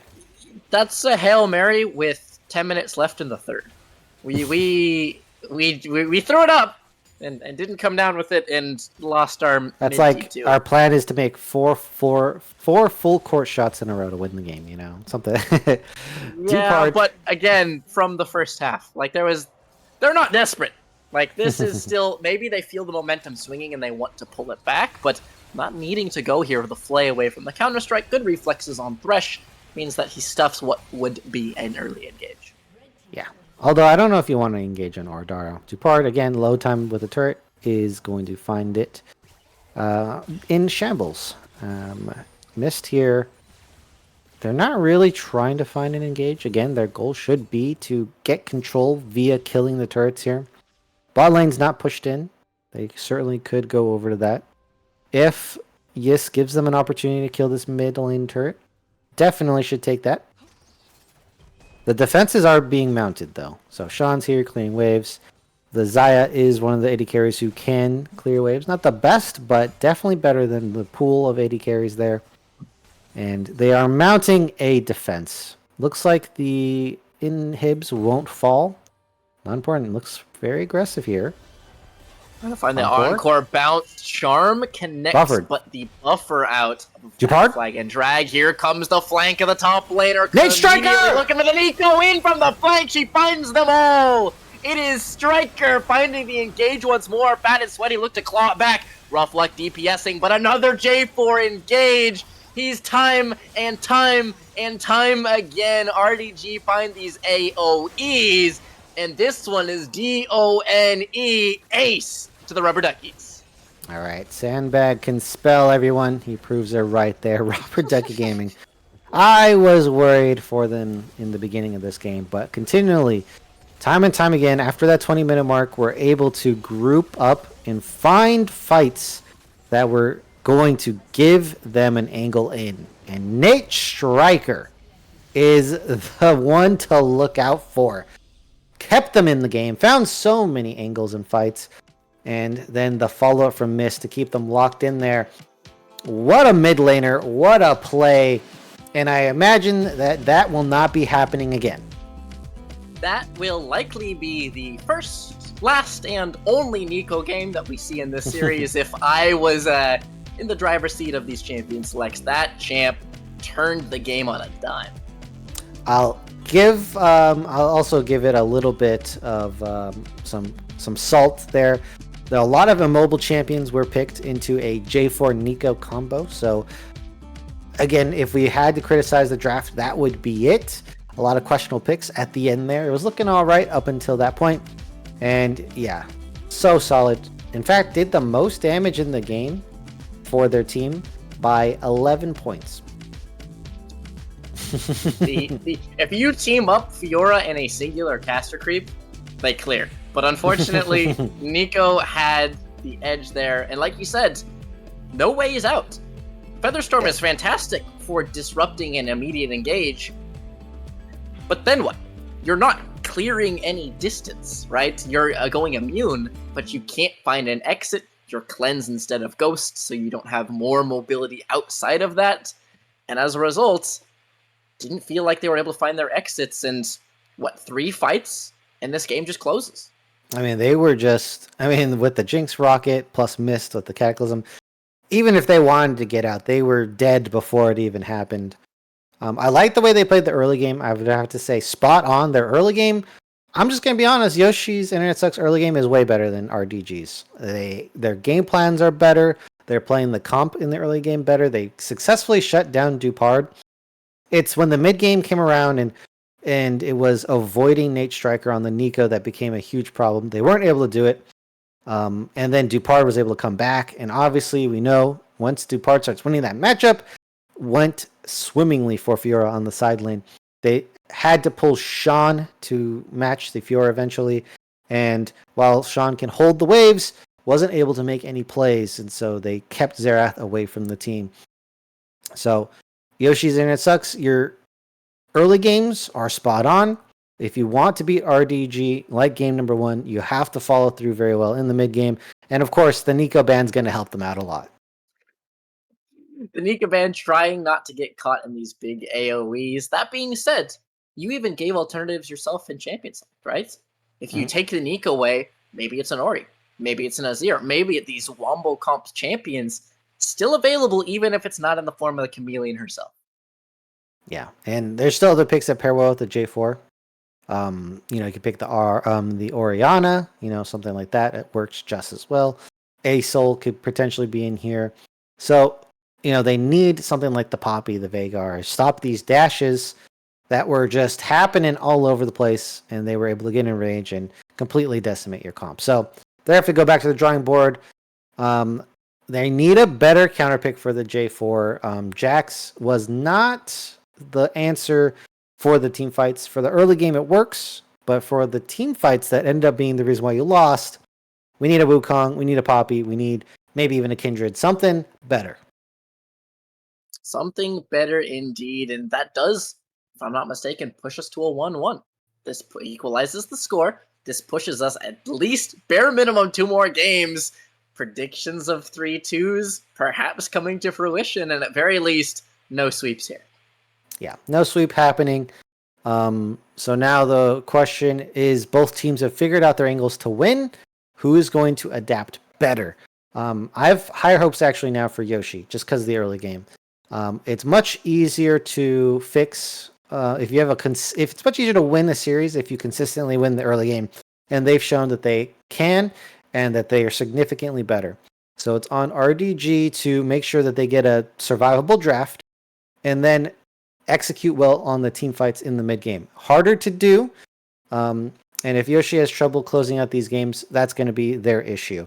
But it's looking advantage to Yoshi for now, but we're going to have to see how they play out the drafts and how they play these games. Absolutely. And the other thing is, if you want to try and beat them where they're strong, right? If you feel maybe we are not able to handle man-to-man and even grattles, just fully opt into the slam them early. If they're the early game team and you opt into, say, the Callista that you and I touched on, something like your Lucian Melios, your Lucian Namis, just blasting them away before they can find their fights. If you already feel you're the better macro team, the better team fighting team, go into the mid game even or up gold and then convert it, even if it's a worse scaling comp. If you feel like you can outplay them and move them around the map, that could also be your other side here for the Ducks. Yeah. Absolutely. So I'm excited here. I'm going to be trying to keep the voice in check, right? We're going to be throwing to a quick break to set ourselves up. A long haul here, crack the caffeine. It seemed to come online for Ardero, so don't go anywhere. We will see you guys for Game 3 right after this.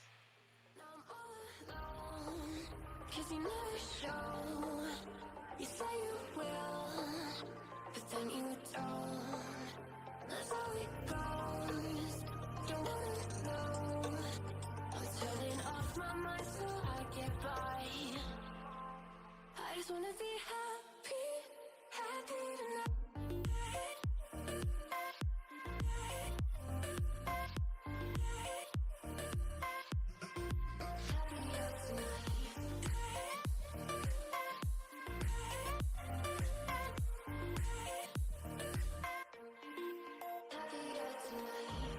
Can't be waiting for you in the morning. I'ma leave without giving a warning. I'ma leave without giving a.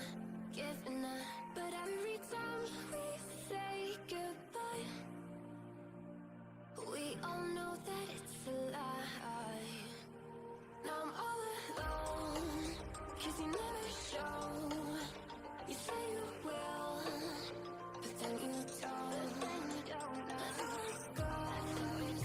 Don't wanna know. I'm turning off my mind so I get by. I just wanna be happy, happy tonight.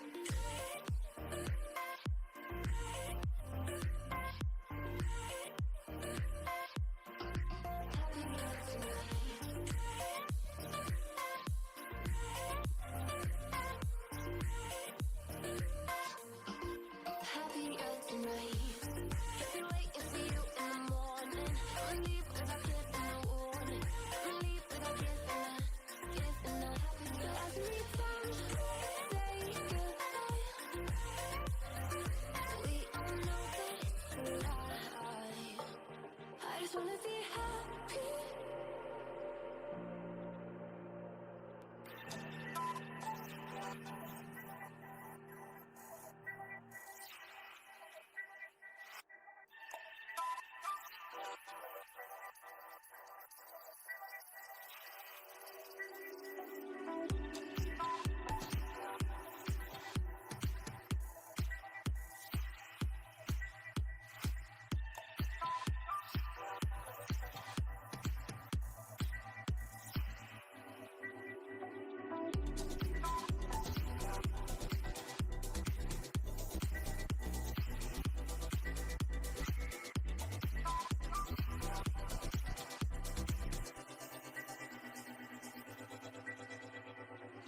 Voices going through my head. These voices telling me what I said about you, about us and what we do.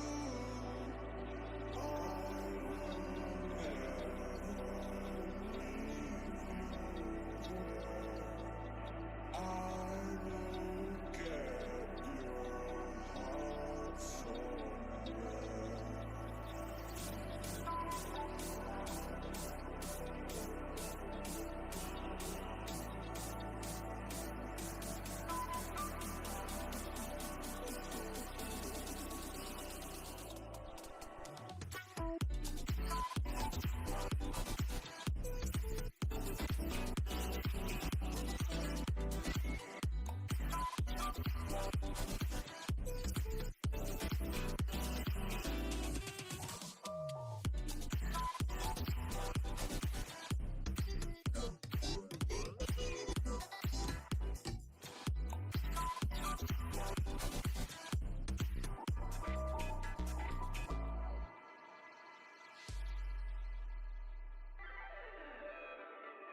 Voices going through my head.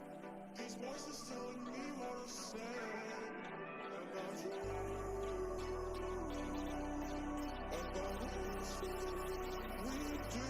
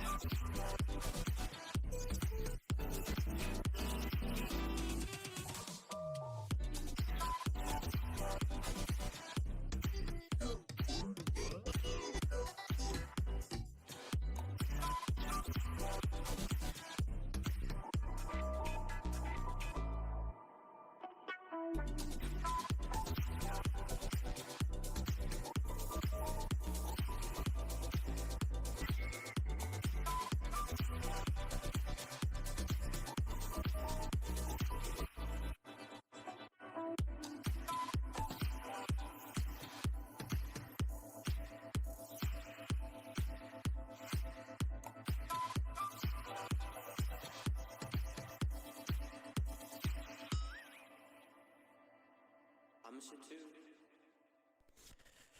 Let's watch some techniques.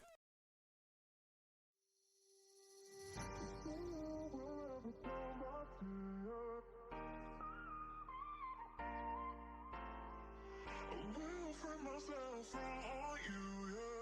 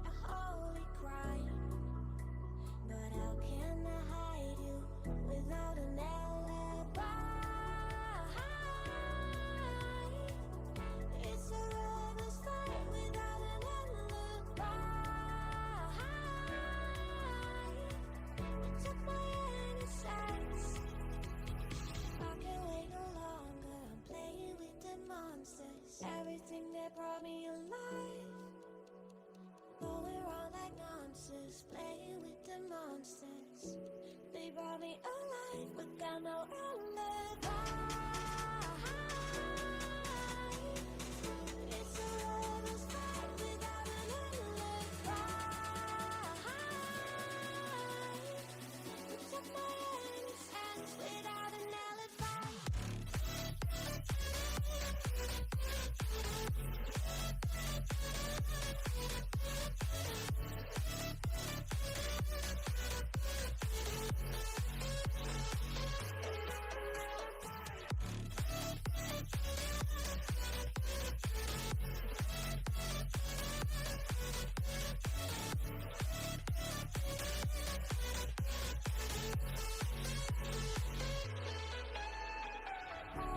Smoking gun, you got me on the run. We know there will come. We're out up till dawn, but how can I hide it without an alibi? It's a lover's fight without an alibi. Took my hands. I can't wait no longer. I'm playing with the monsters. Everything that brought me alive. Oh, we're all like monsters. Playing with the monsters. They brought me alive, but got no alibi. It's a lover's fight without an alibi. Took my hands without an alibi.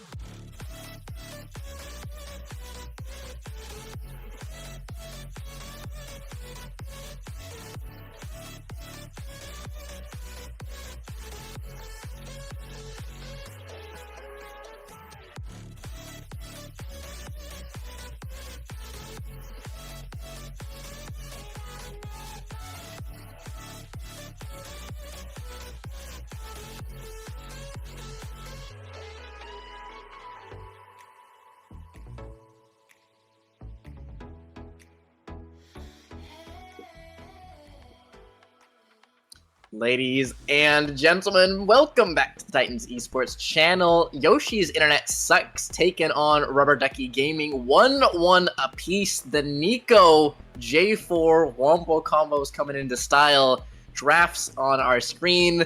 BO5 in full swing, Crims. How are we feeling as this one's playing out? Yeah. Well, it's great that Rubber Ducky Gaming found themselves an angle to win a game and really make it seem like they are a threat here. And guess what? Yeah, Nico is going to be removed. Another thing is if someone picks a champion in draft and you kind of just ignore it and then you face the consequences of it in the game, maybe don't do that. Maybe actually counter the champion in your draft as well here. As we're rounding out the last bands, Talia, Ezreal have been mainstays here, as the Zoe as well. And RDG after game 1 are saying, yeah, we also have our permanent ban for the series. It's called Volibear. Yep, especially on that red side. You could honestly happily blue one Volibear and slap him whatever role you see fit. I didn't even make it around to it. I was like, that one thing that you do lose when you pull in that Nico is the Maokai, who, despite what feels like 4 rounds of nerfs, is still getting slammed blue 1 for these teams. Just so good in a team fight situation. Anytime you're 5-on-5, Maokai can either disengage or full engage your entire team. And it looks like Rubber Ducky Gaming are sticking with Mist on the J4. They picked themselves a very strong laner first in the Ashe. Kaisa comes up, can't flex with the Maokai as well. And if they wanted to do that right here into the J4, would be a decent angle themselves. And they're going to pick the more skirmish, stronger early fighter, not important, very good on those champions, into Mist on the J4 here. And now we have an opportunity for support counter pick, or guess who gets the Fiora? Dupard. Guess what they're probably going to ban? Renekton. Yep, there was no fun last time. It also, to be fair, was not purely the Renekton. It felt like everyone and their grandmother was top lane, trying to make sure that you had no access to that wave. Nice Vamp Scepter. Shame if you didn't get to touch the wave for 30 minutes. Yeah, you saw that once it was completed into the Ravenous Hydra, was able to start winning that matchup. They're not going to ban the Renekton. I think the Renekton's a good answer. Let's be honest, if Nate Stryker didn't find those 3-man engages multiple times, I think Depard would not be having a fun time into that Renekton for the rest of the game. Let's be real.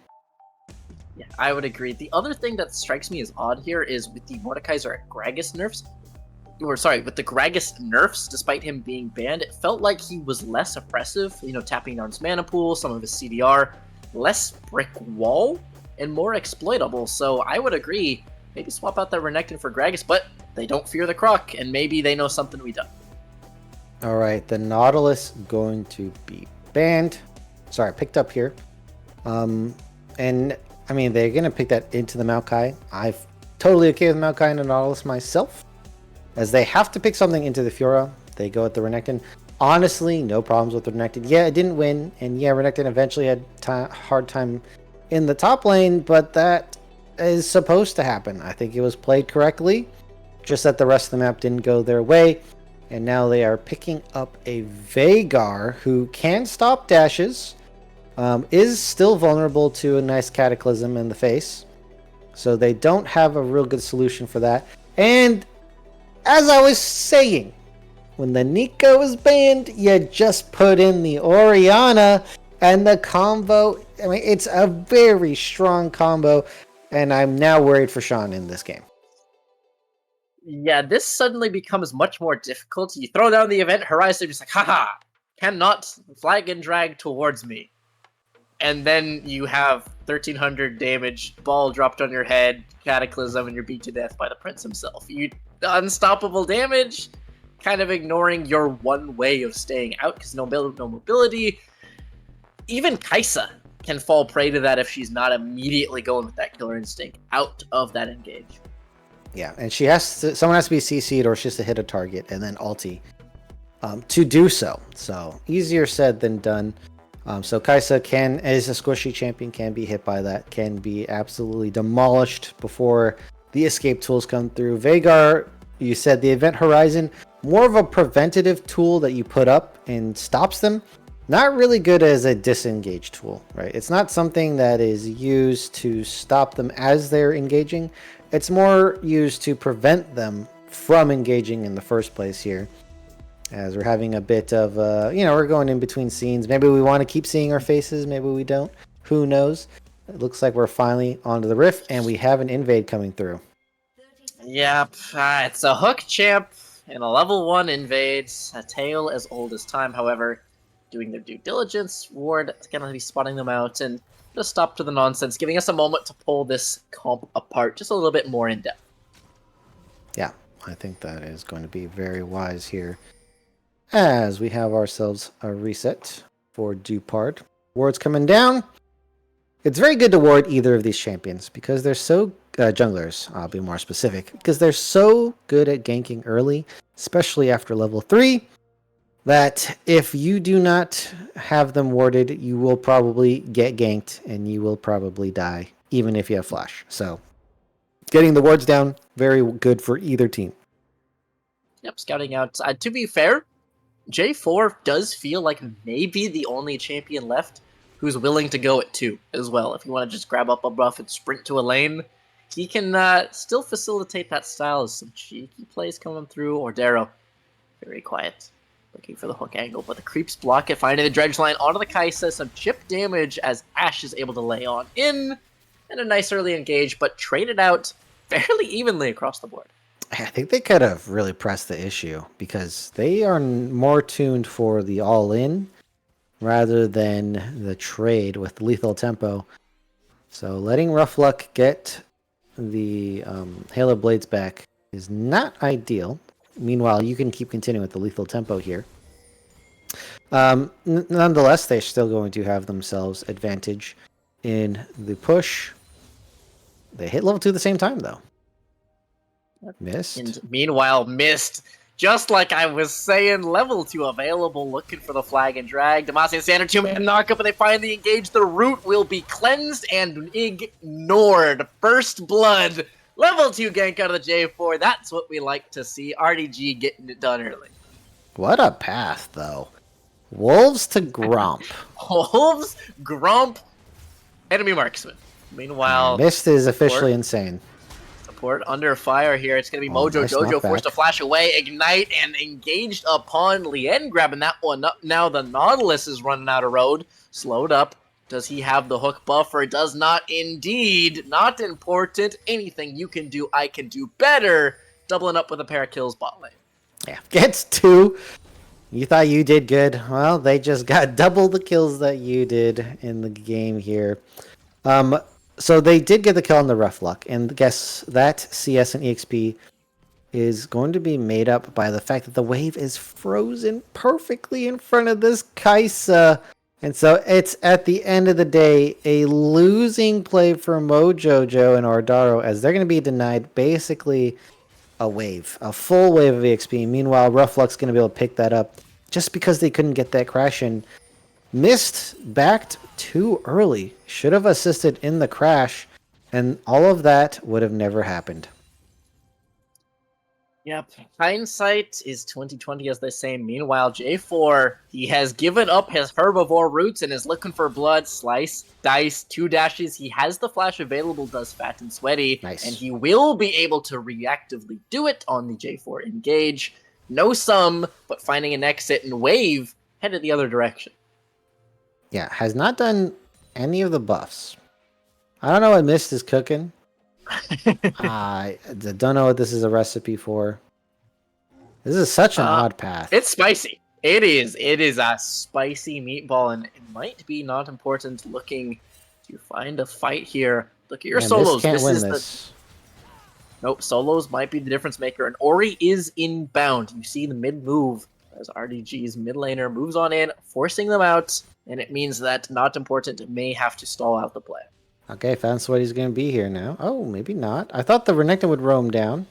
Okay, there it is. The timing's being built. Flash on both the junglers. Everybody 900 HP, honorable burger flip, and it goes the way of Mist. He secures his first buff. Oh, but wait a minute. Can he find the exit? The autos pile up. Conqueror is stacked. Wind becomes lightning. What? One more auto, but the shields! He doesn't quite have it. Not important. A sliver away, but Mist spamming the emotes on the way out. All you had to do was do another auto. Oh my, what a disaster. Didn't get the smite onto the camp either. Could have been huge. I mean, imagine if non-important had the red buff. That goes. Yep, no, that kills. That definitely is a kill. 100%. Fortunately, should've, would've, could've, didn't. Mist grabs his buff, makes his reset. He still has no interest in his blue, it feels like, as that camp has been undisturbed. 6 minutes in is not important. Working away at those grubs while J4 finally makes his way towards that side of the world. Yeah, so the odd pathing here, so the Wolves and the Gromp will be the upgraded camp. So they're going to get full EXP that you would expect. But the blue buff is going to be a bit behind. So I don't know what the delay is doing here necessarily. As they see that the grubs have been taken. Miss says, hey, grubs, that means Zin's on the top side. I'm going to do Dragon. With Prio in bot and in mid, this looks like a solid pickup here. And can just go on their normal clear after this. So the trade ends up happening. It's very hard to get both in the early game. You usually have to pick one. Yeah, we had that in game 1 where they were able to have their cake and eat it too. Meanwhile, lying in wait is the Crocodile, Fat and Sweaty. Just finding a little bit of chip damage, but without the assistance of his jungle, this matchup is looking a bit less lopsided. Yeah, there was a lot of EXP in gold denied the first time around. And it is Fat and Sweaty who gets ganked first. Looks like they're going to try to set something up. Oh, nice bait. No more riposte means that not important does hit that level up if they look Ooh, to go underneath the dodge. tower. Very nice move. No flash needed, and Dominus popped. Fiora making fun of him top lane. Yeah, I should have popped it earlier if you were going to do that. Can't hold. All right, the deny eventually comes through. Well, there you go. It happens.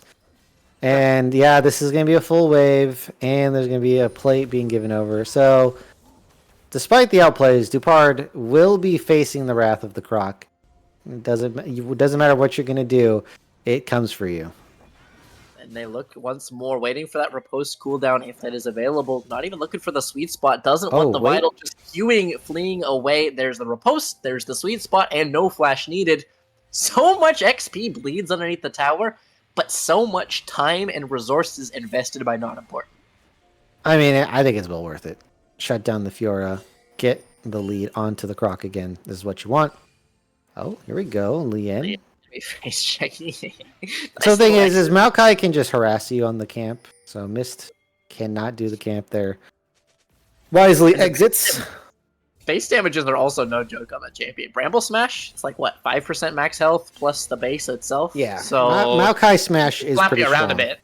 Maokai Smash is very strong, and it looks like the harass from the saplings will continue. Nothing really to pick up for Mist here, and now Not Important is going to be able to clear and cycle the camps.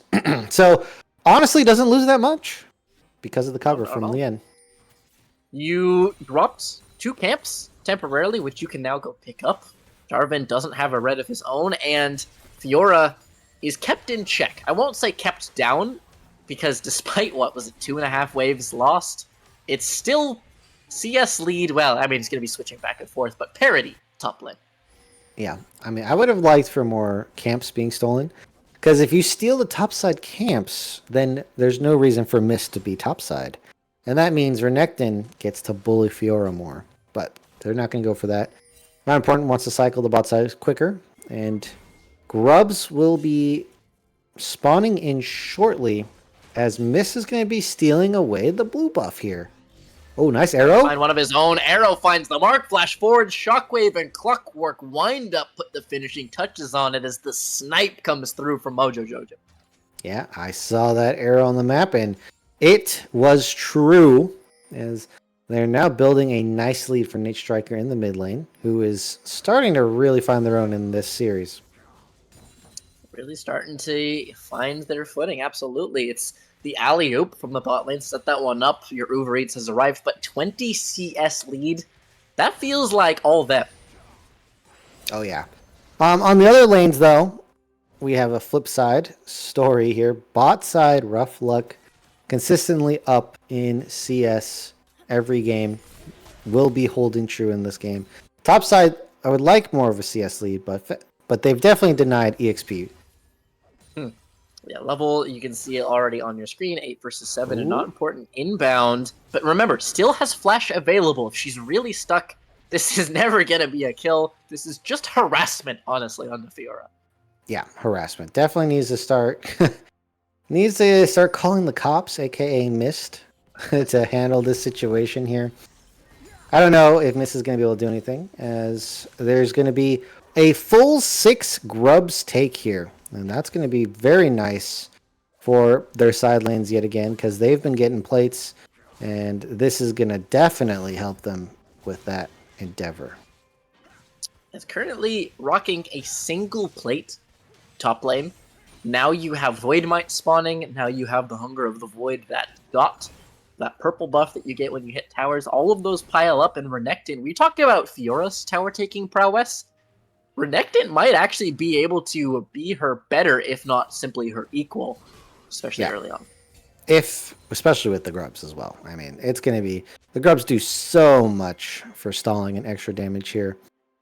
Another thing to point out is I think we have the Dive Fiora build. This is not going to be the Poke AP version, which is going to bolster their team fight and their ability to kill the backline squishy champions like Orianna and the Ashe on Nate Striker and Mojo Joe there. Do they want to fight for this dragon? That's a big question here. Fat and Sweaty can TP. Dupard cannot do the same. And the question is Rubber Ducky Gaming going to respect that fact? Well, there might be one extra member lurching their way in, but keep in mind, wards are the conduit. So if you are able to sweep those out, maybe do due diligence, maybe in not so ideal position for the TP, could be too slow to move, but it seems Not Important, going to be leading his way into the river. Yeah, they can't make headway because of the Maokai saplings just going to be harassing them even more here. They don't have the waves though, and Sean has not have prio all game in the mid lane. We'll see if they can piece it together. Remember, the J4 Cataclysm Orianna combo. There is one issue, and that is everyone has flash on the side of Yoshi's internet sucks. That is the one way that will get you out of that combo. So it will not have its effectiveness that we would typically expect. If you have hands, you will be able to avoid. If you're able to keep out of range of that knockup, right? That can also be, if you have that actual EQ, then you can't flash it if the ball comes through. Yes, Cataclysm can be flashed, but the EQ connecting can interrupt down to 3k. Mist might look for something cheeky. Waiting in the brush. I feel like he's going to go for this one. 1300. Ball delivery system inbound, and here it comes. He flies on in onto Rough Luck, but there's no shockwave to follow. He hangs him out to dry. The Jarvan cut down. The Ashe next to fall. There was an alley, but no oop, as the hook will find, but no tower tanking means Rough Luck can walk on out, and Striker not able to follow up his jungle. Well, they didn't really get all the members that they wanted in the Cataclysm. It was just not important. And if you want to win the team fight, you can't do that here. Dupard is finally going to find some plates of their own, and now Rough Luck, I mean, look at the grubs go. I believe this thing was at 4 or 5 plates, and now it's down to 2. And so when they win this fight, they're just getting themselves that much richer off the top of it. They're going to get a Armored Drake soul as well, and now they can rotate over to getting that Rift Herald. And again, the early game from Yoshi's Internet Sucks is proving to be a step above of RDG. Now, is it the best lead they've gotten all series long? No. But it is a lead nonetheless, and they are following through with the game plan that I think is pretty solid. The only thing you could ask for maybe is a little bit more of a lead on bot side, but honestly, with just how everything's been playing out, this is pretty spot on for Yoshi's Internet Sucks. They are going to have to fight through this J4 Orianna combo this time, and let's see if they can do it. Probably going to be made of some stiffer stuff than that first fight might allude to. A 2-man Bramble Smash with some placement. It's going to be Sapling for the slow, waiting for that ultimate out of Kaisa, but it's not quite available. Meanwhile, Sean under fire, missed. Cataclysm not available when the ulti, Control Alt Delete. The AoE from the Shockwaves will be not an important picking that up. Jungle for mid-trade as both members exploding the other up in the top side. Here comes the sweet spots. Here come the vitals. Ult for ult. Disengage. Bot lane looking to complete the set of aggressive lanes as Lian looks to finish the structure. Nordero doing what they can to defend, but the flash comes through. There it is. We were waiting for the engage. The Aokai ultimate. It's going to fly on out. Rough Luck finishing one. Rough Luck finishing a pair. And it is YIS's bot lane converting on the kills. Yep, they get that one. And it looks like they're about to crack open topside here. Fansweaty's a bit cautious because, again, Fjord can run you down, but we'll eventually get that one. That does get parried. No riposte left. Fat and Sweaty is going to be sliding on out of there. No rage available means that the sustain not quite as scary, and a couple of vitals, and this can swing wildly on the other side. Yeah, I was wondering, game 2, if Fat Sweaty could have went PTA, and I think it's totally viable against a more carry-oriented champion. Oh, that's not going to hit here as the Rift Herald comes through. So they get both turrets. Yeah, if you're really trying to burst, PTA is way better. And in the matchup versus Fury, you kind of just want to burst her out. Hit her when she's stunned, and stop hitting her when she can hit you back. Sounds like a pretty good deal in a fight. Yeah, it's something you also typically do into Yasuo as well, or Nyone. You go the PTA. Alright, so Rough Luck finds their way to the mid lane here. It looks like that's a Guinzu's second item. Is that correct as I pitch up my voice in a questioning tone? Pickaxe plus recurve, I believe. I mean, Marksman is by far my worst role. I've never gotten my head around that role, so it's the most straightforward role of all time. You buy stuff that makes your right click better. To be fair, Kaisa may be the most interesting of that lot, but yes, I can attest as gold flips up on your screen. Bot lead exploding, top lead exploding, even jungle starts to make headway. I mean, Sean is caught up in the mid lane with Nate Striker here. And so the turrets are doing wonders. Ooh, Ardaro. I don't even know if you wanted to hit that hook, Ardaro. I'm going to be real. Yeah, I don't think you're wanting to go sailing. To be fair, he does have that support passive, so the mini Crown of the Shattered Queen would have been plenty to just at least dissuade any further engage, but yeah, maybe for the best that one doesn't find him out. Yeah. Also, another thing is, again, TP advantage for the side of Yeast up in top lane here. Oh, that is a huge Q damage. Full enraged. Nice chunk.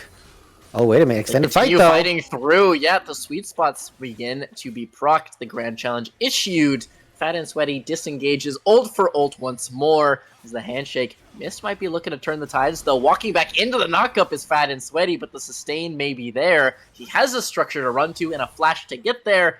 He'll get out one way or does he get the another double here. dash? Oh, a miss! Hold on, Very this nice is stalling so much turning time. around. Maybe he's going to look to try and turn this 2 versus 1. He's marching through the Fiora, dashing forwards, Cataclysm flashing away. The dash is on both sides.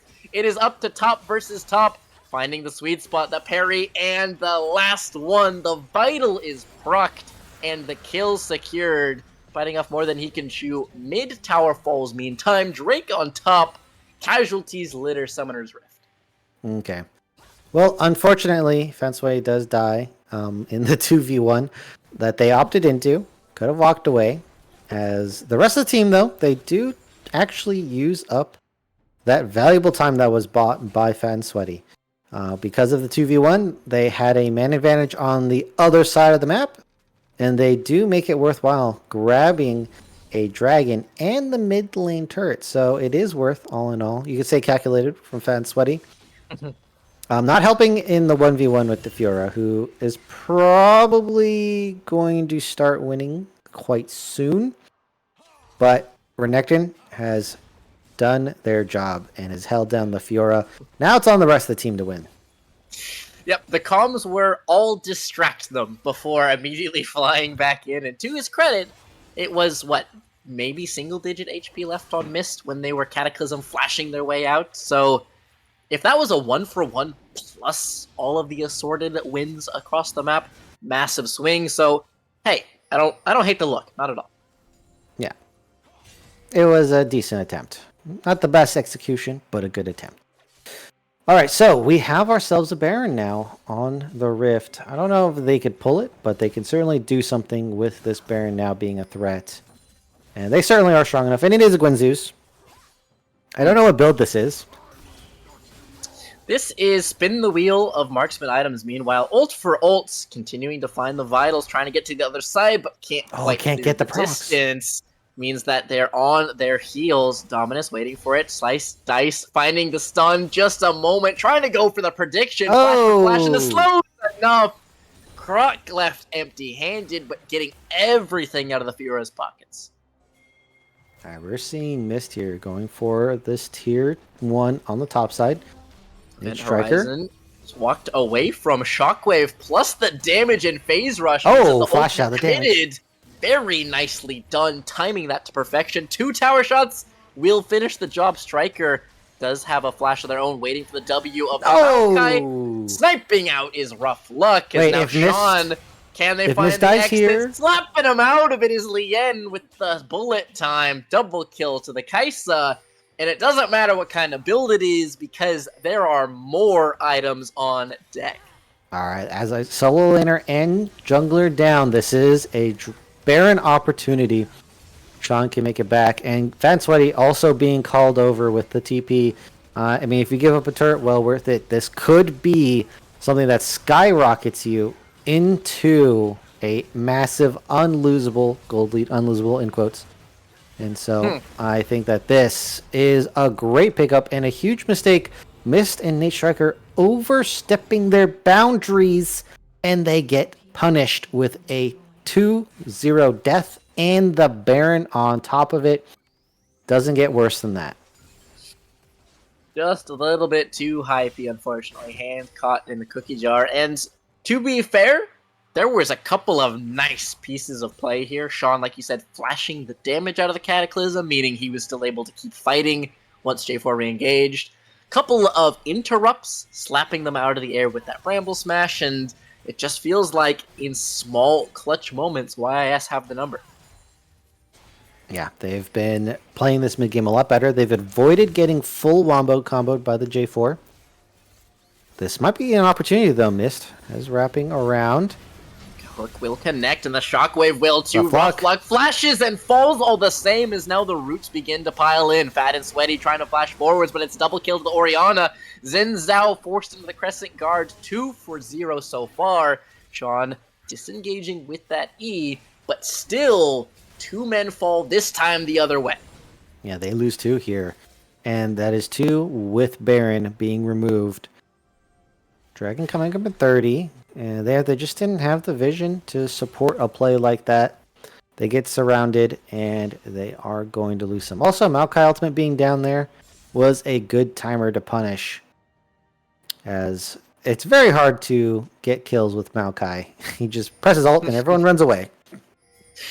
Yep, it's if you're at the very least not snared, then you will be vacating the premises, right? It's just this big AoE denial and no cleanses on anywhere on Summoner's Rift, meaning no one can tank it. Yes, you can stand behind a parry, but a narrow window on that front. All right, they're going to be jockeying for river control here. Everyone's avoiding the mid wave for now. It looks like Gis are finally going to make their way over. They have the Baron, so at any point in time, they could just run it down mid, get a whole bunch of turrets, and really open up the map. I'd say well worth it for a dragon trade here. They're getting corralled. This is a choke point you don't want to walk through. Grouping up into Ori J4. Keep that in mind. I feel like they should pull the trigger. Ordaro's all by himself. They're so scared. They have no vision, but a good event horizon prevents any counterplay. Aggroing up the Drake. The Worm will be setting its sights on the blue team Lien's here. looking for an angle.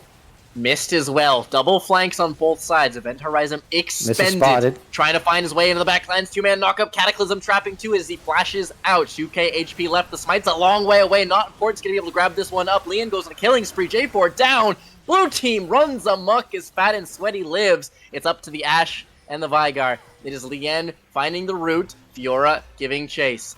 Suns coming out of the arrow. Not important's gonna be diving in, and here goes Fat and Sweaty. The heals come through, and the top laner picks him up. It is the solo lanes taking on Striker, who finds a nice piece of footwork herself. Finished off by the marksman. The ace is concluded. Blue team pick up the Drake and the ace. That is a team wipe right there.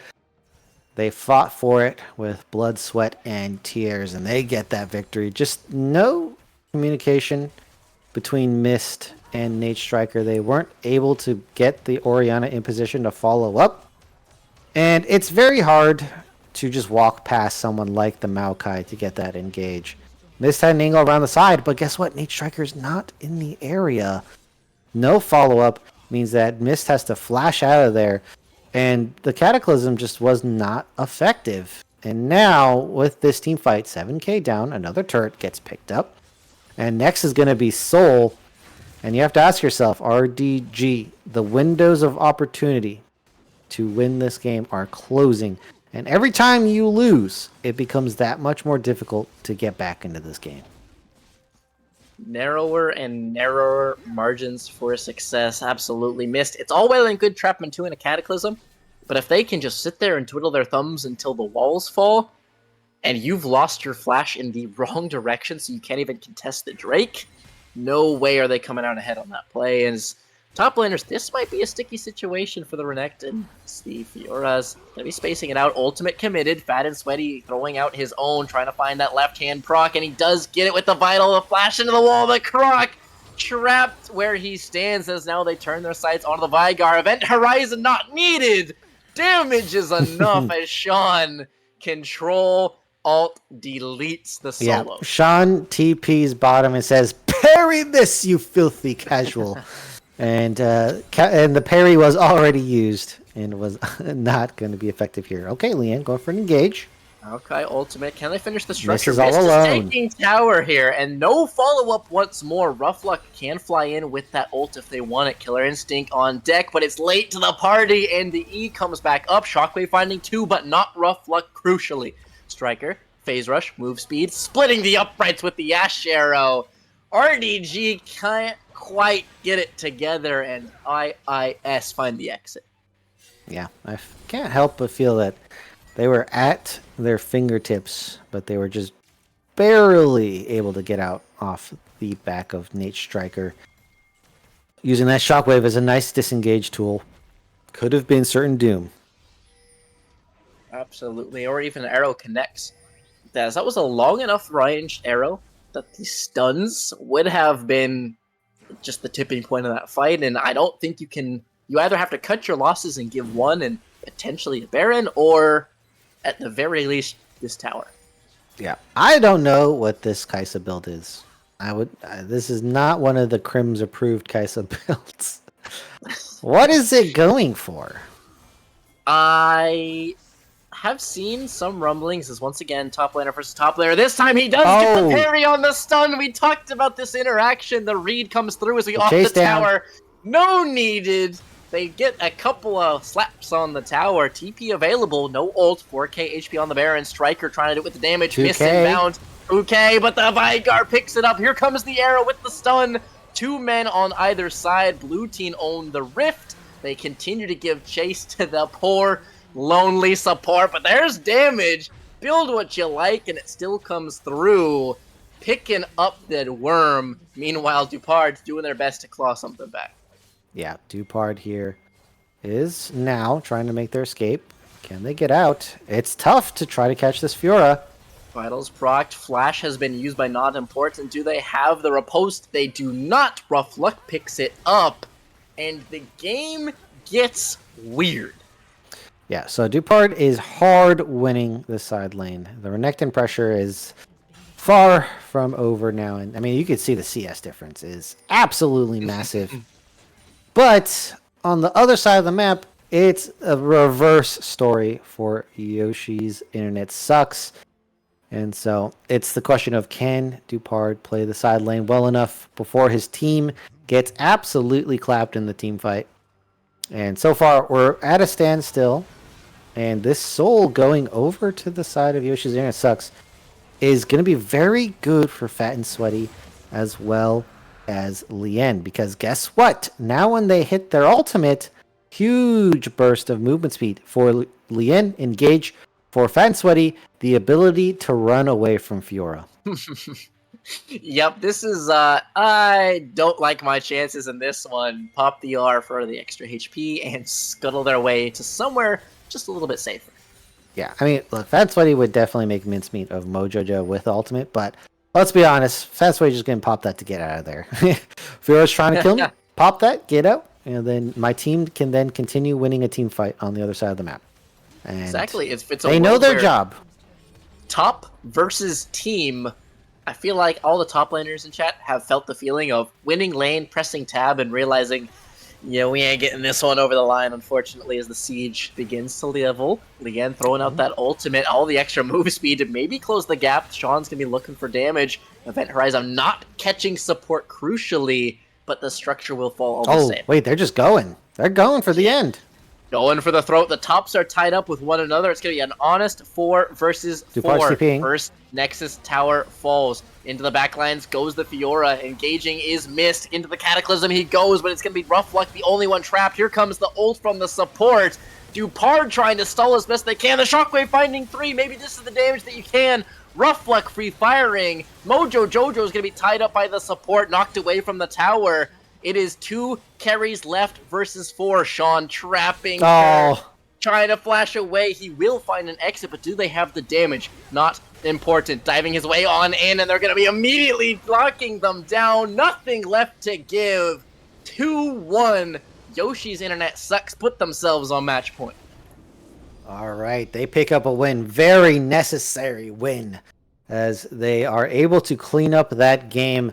Dupard made them work for it, but at the end of the day, they are still going to rise victorious. The rest of the team just skirmishing, team fighting that much better, and with the way that they're shutting down Dupard early, imagine if Dupard doesn't get zoned off EXP consistently, doesn't lose the EXP and the gold, and doesn't lose 4 turret plates every early game. Well, then maybe we think maybe Dupard then wins the game through the top side, but Yoshi's Internet Sucks are very smartly playing to shut down the Fiora. Guess what? They didn't ban the Renekton, which is part of the reason why they are able to get these denials. They said Renekton's not the problem. I disagreed with them, and now 2 games in a row. Sorry, 1 game they get the win, but this time the rest of the map couldn't hold up enough, and Dupard couldn't win the game. So what do you say, RDG? Is Renekton worth a ban, or are you going to let it through again? Yeah, couldn't beat it hard enough does feel like the kind of consensus, right? Yes, you can beat it. Yes, you do outscale it, and yes, you do absolutely dumpster it late, but then what, right? The team is already wearing purple. Your base is already under siege. Even in that very last fight, Croc just had to stand there and try and keep your attention for as long as possible. Your base fell in the meantime, and it's all well and good saying, well, I will beat you, but base for top laner, not a great trade. Yeah. And Dupard on the floor looks magnificent once they're in the game, but up until that point, it takes time. It's not something that can just happen on its own, especially with not important playing the early game to a T. I mean, counteract the bot gank down on the bot side, right? You're like, oh no, J4 gets the cheese gank, and now Mojojo's going to run over the bot lane. No, not important comes down there, gets a double kill. The wave doesn't get pushed all the way in. Now it's a freeze for Rough Luck. They deny a bunch of EXP. Bot lane slowly but eventually surely starts winning, does get a bunch of plates off the back of 6 grubs in a row because, again, they're playing topside with the Renekton, and they have a winning jungle matchup 2 times in a row. This time they're denying EXP, they're getting the grubs, and yeah, Sean's not having a great game, but on the scaling pick, eventually will be able to do damage. Didn't happen on the Xerath, but this time on the Veigar is a massive damage threat. So again, I think that they need, if they're going to pick this Fiora, they really either need to get themselves a strong jungle matchup with the Fiora, or you got to ban the Renekton if you're not going to do that. I would absolutely agree. If you've already proven that something can hold you down long enough, the critical part, take it away, see what else you got. Maybe something a bit more skill intensive that can't just try and meatball it up, right, with the flat HP. So it's going to be the next evolution, couple of bans. You only got 3 in that first rotation, so make them count. But match point secured, 2-1. This is do or die. Don't go anywhere. We will see you guys for game 4 right after this. I just wanna be happy.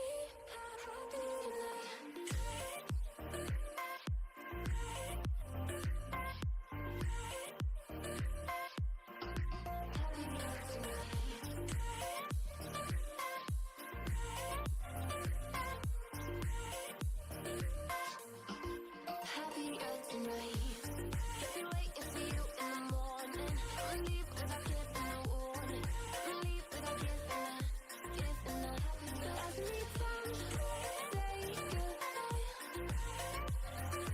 we all know that it's a lie.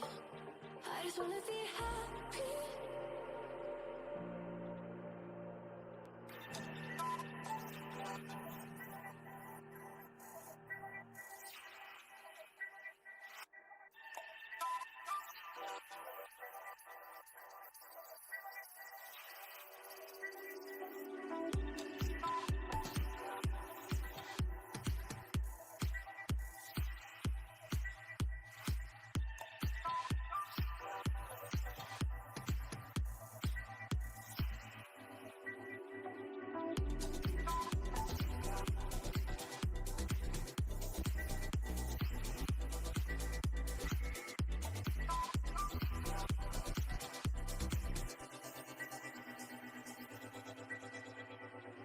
Voices going through my head. These voices telling me what I said about you, about us and what we do.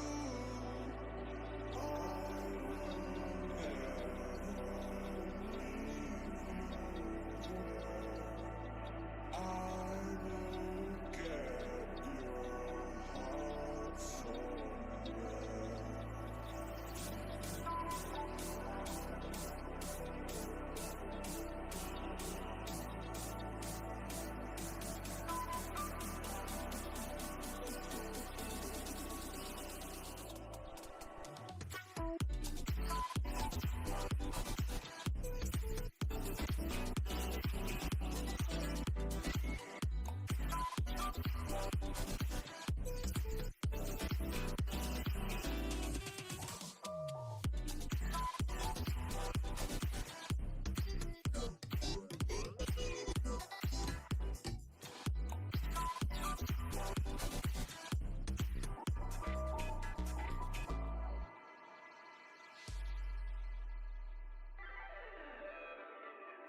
Voices going through my head. These voices telling me what I said about you, about everything we do.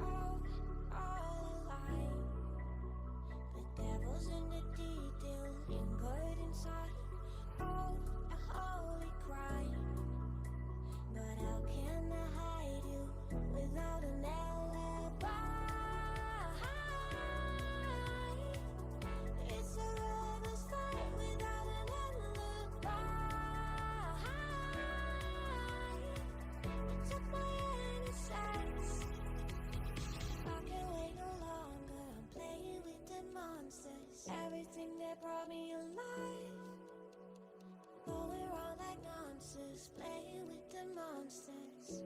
They brought me alive, but got no alibi. It's a lover's fight without an alibi. Took my innocence without an alibi.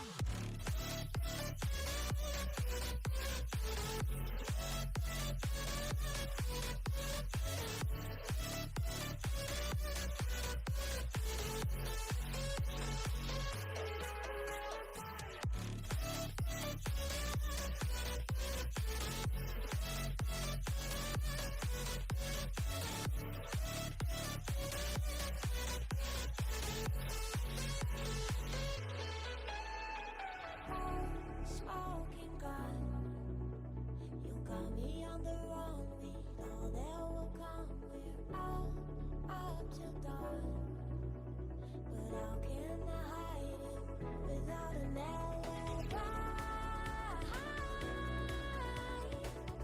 It's a lover's fight without an alibi. Took my innocence. I can't wait no longer. I'm playing with the monsters. Everything that brought me alive. Going around like monsters, playing with the monsters. They brought me alive, but got no alibi. It's a lover's fight without an alibi. Took my innocence without an alibi.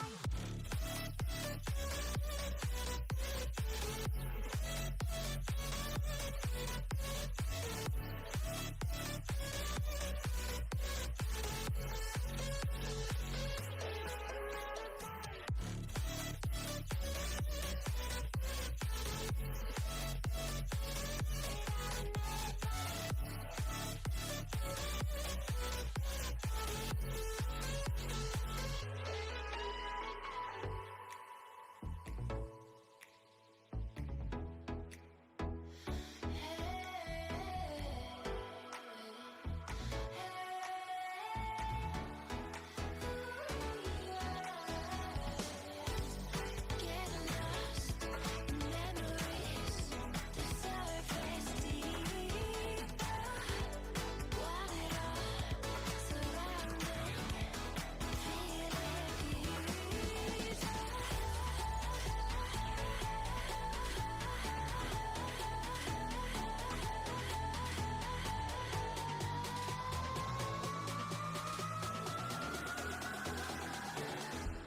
Shining.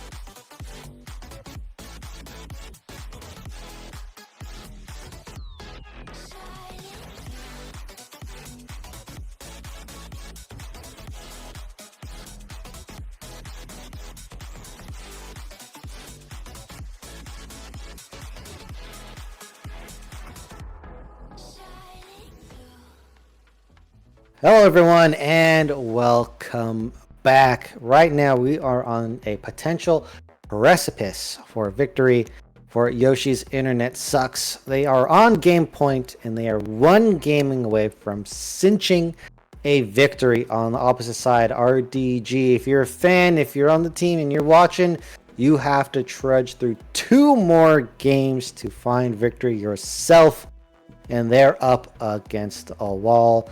I, again, am joined with Sandbag here as we are heading into game number 4, if I can count correctly. Is that correct, Sandbag? Is this the 4th game?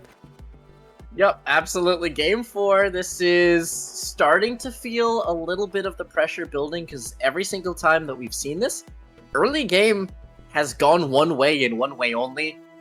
Yoshi's internet may suck, but their early games have been scary.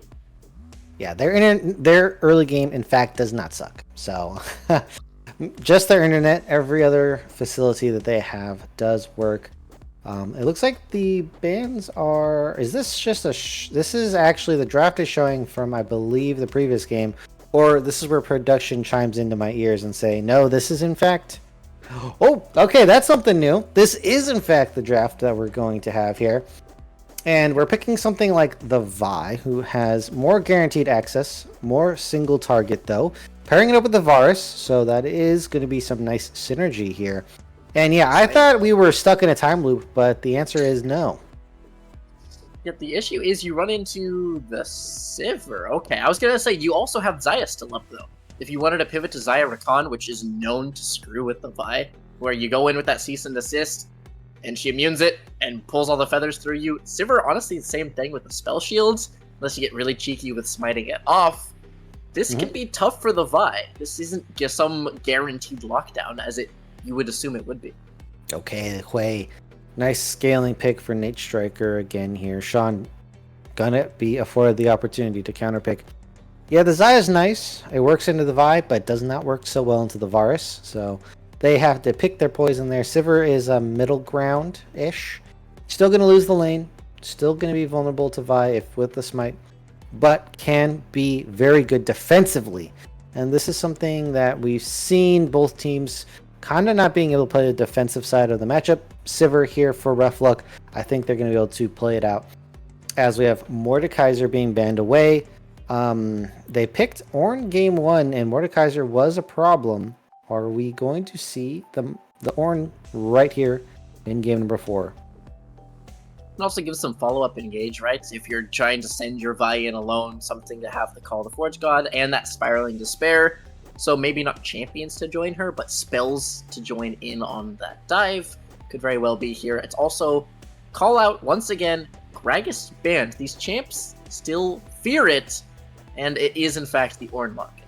I'm surprised that they do that. I guess they're trying to flex pick the Hui support, because you see their support pick. It is the Maokai. I don't think we want to bring it top lane.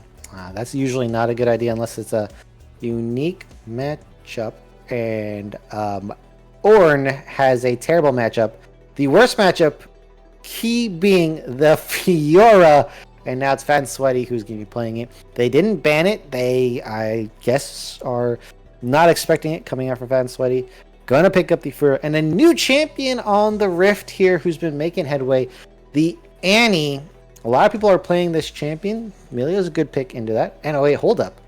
I don't think our production told us, but is this Ty-Tom back in? All right, this is confirmed. Ty-Tom, they're saying, hey, you know what? We're sending back in Ty-Tom. They've been watching the games. They've been listening to Crims on the broadcast. They've been getting the down low. They're putting Ty-Tom back into this game. It works into the Annie. You're going to be able to work the ultimate against the Maokai as well. Should be able to peel the Xin and or Fiora. And so the Emilio ends up being a very good last pick as well. And I think there's one big problem on the Rift, though, for the side of RDG. And you know what it is, Sandbag. The one and only it has always been, this time piloted by a different member. Fiora wreaking havoc. I wonder how Dupard's going to be doing facing down the champion. If you're normally so familiar with it, are they going to be drawn in by the trading patterns, or familiar enough to just blast it out of the water? Nah, it doesn't. No. Yeah, you can know everything about this matchup, and you're still going to lose this. Like, this is a not winnable matchup. Okay, there has to be a huge skill disparity to play this one. And I'll be honest, Fat and Sweaty. I mean, look, he plays the early game pretty well, so I don't think it's going to happen. This is where I have basically two champions that I have spent my entire time, like 7 odd years that I've played, and it's TK and that is Ornn. Of crossing like tons of mastery on this, the issue is you ban Fiora, you get Gwent, you ban Gwen, you get Fiora. Yeah. Both of them completely hopeless. It is sit there and go, please jungler, please jungler, please jungler. That's about all the counterplay you have there. You don't win a fight at any point in time. You can't even really turtle because you just get worn down with the sustain. It's just misery up there. You don't need to explain this one to me. It is terrible, terrible time for Dupai. Yeah, so I happen to have Macros's Ornn guide. The Ornn Bible is I have his Ornn Bible. He is the most knowledgeable in all things related to Ornn. And guess what is the permaban? It is Fiora. And that didn't happen. You got Fiora'd. You played yourself. Honestly, it's better to play the Mord. You could have just picked Milio earlier as well. You didn't have to do this to yourself. But they in fact did. And so now Dupard is gonna have to show some grit up in that top lane. Show some grit and show some respect when he goes down 30-something CS in the first 2 waves. That's about what that matchup feels like. However, while we're talking about top over and over, other lanes exist, and I want your thoughts. You said Annie beginning to find her footing and build some momentum. Annie feels like it's rough into Hui, though, no? Are you not just spaced out? So, will be a problem after the laning phase. But in lane, Annie's going to be pretty strong. You can hide behind minions, so you don't get feared in the face. But if you're Annie trying to run at the Hui in a team fight or in the river, it's going to be rough because of that spacing, longer range, and the fear basically going to be able to catch you out. However, there's something that I want to talk about before we hop into this game.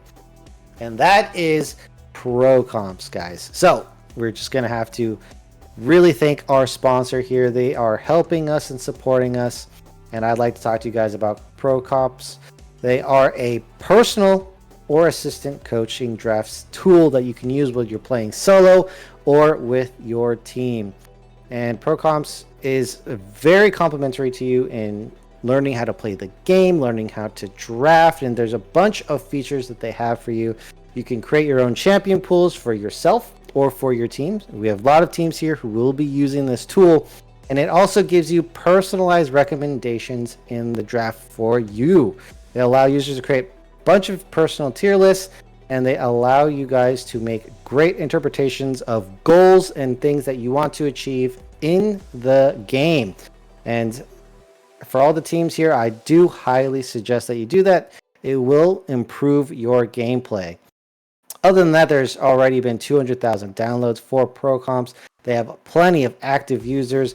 It's user friendly, it's free, there's no paywall. So do yourself a favor and Titan Esports, download pro comps today and you can try it.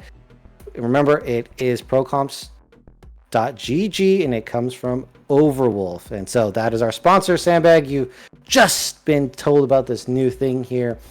And I think it's a great tool that everyone should try. Absolutely. It's something to have in your back pocket when you're cooking up some of these spicy drafts, when you're trying to work out how to create what it feels like maybe the most flexible season that I, for one, have ever played, right? It's every champ feels like it can be played in at least 2 roles, if not more. So more possibilities than ever for, well, like, even like look at this draft, right? Maokai Blue 1, he could be flexed into the, well, arguably maybe not anymore, but like jungle sup top. Hui could have been sup mid. Even your Varus has been wandering around to random spots that he ought not to be. So absolutely a season of flexibility. However, no flexibility left here for the Rubber Ducks. Do or die, 2 wins or gone here in this series. Early action here. Looks like we find ourselves in an early duel as Toast in the top lane now as well. So no Dupard. Conqueror stacked here, and remember, Flash can be traded for a Flash. Ornn is not having a good time here. He will get himself Guardian, but lose out the Summoner spell. We said it was bad. I didn't think it was lose the sum in 50 seconds bad. Yeah, this is, I mean, if not important just goes top, or even Fenceway just playing the lane could end up with a solo kill here. Toast has to play real safe now. And this is a very rough matchup that just got a lot worse. Interesting, not important goes with the green smite. I'm not a big fan of that. I think blue, you just pick blue every time, no matter what now. Like, they nerfed green into the ground. Moss Stomper? You don't like the Moss Stomper? They no, nerfed no Moss longer has Stomper. the tenacity. They nerfed that thing into the ground. No point to go pick it up. Just pick the movement speed every day, any day. Yeah, I suppose getting around the map is kind of the key of the jungle here, but electing for just a little bit more durability.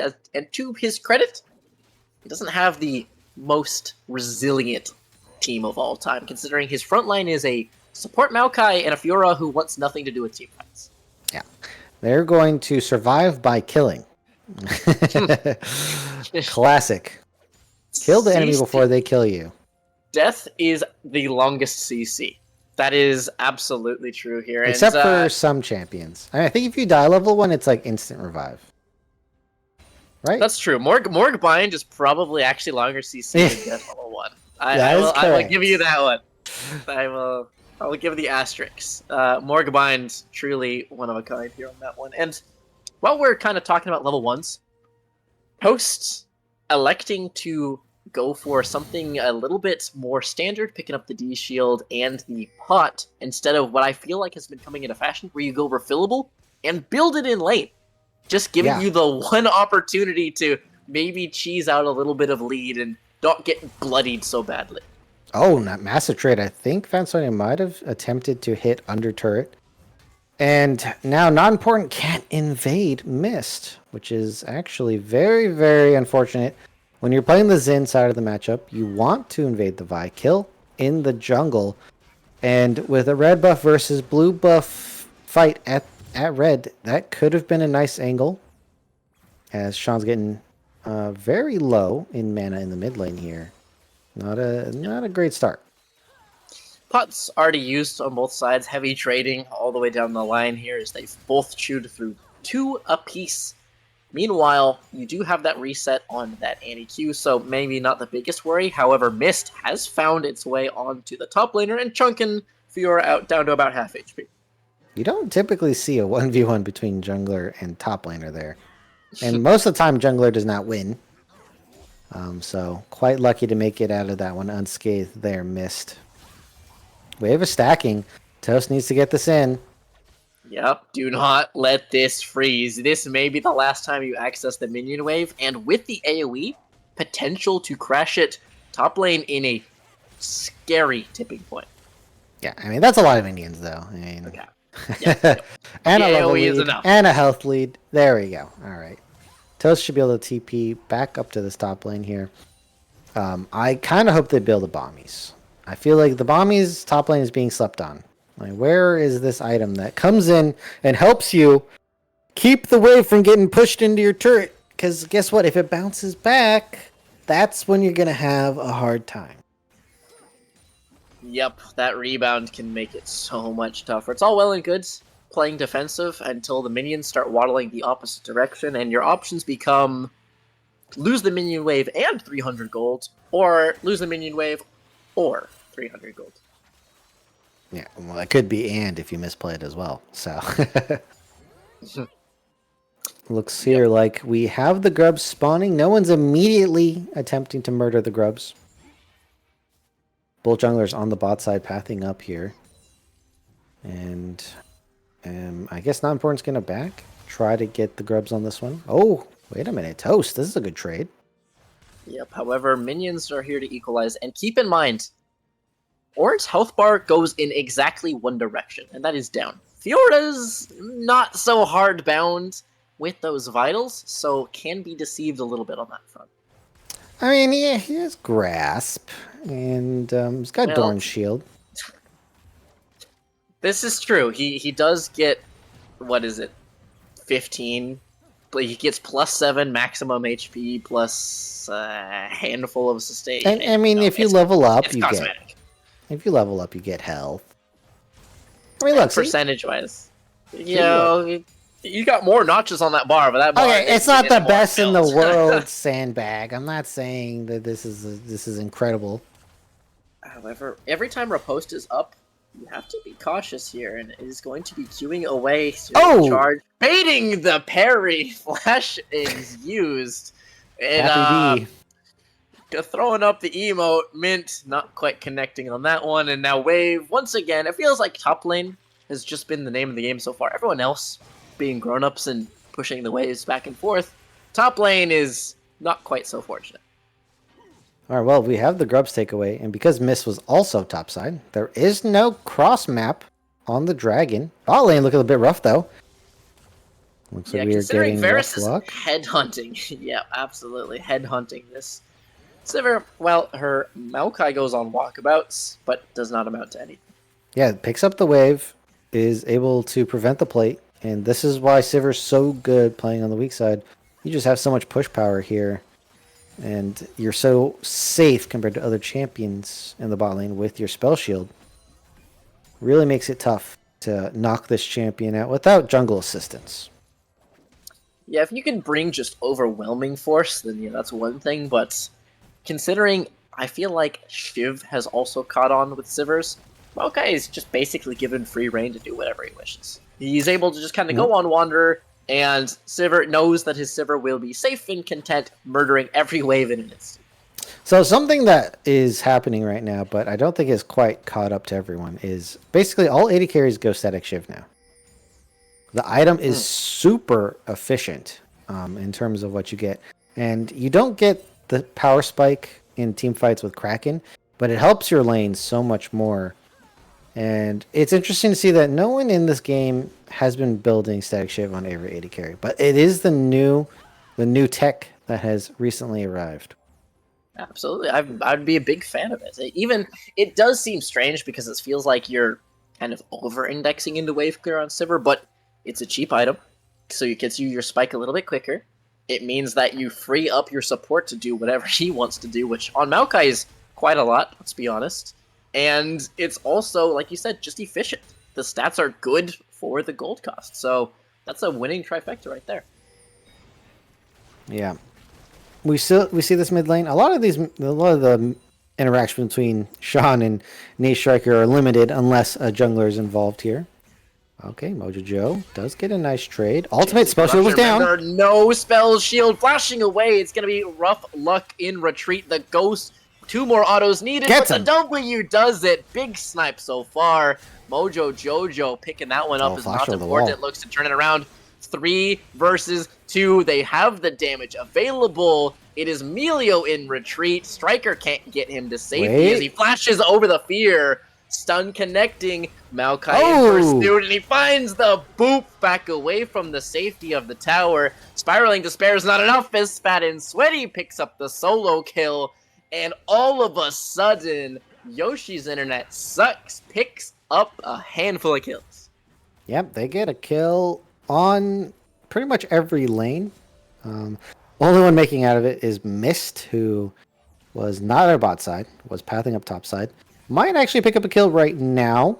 We're going to have to take a little peek as Sean's going to push in this melee, potentially get a Fiora plate. trying to find the exit. Fat and Sweaty trying to find their way over to this blast cone, but they don't need it. The flash is enough. The Q unavailable.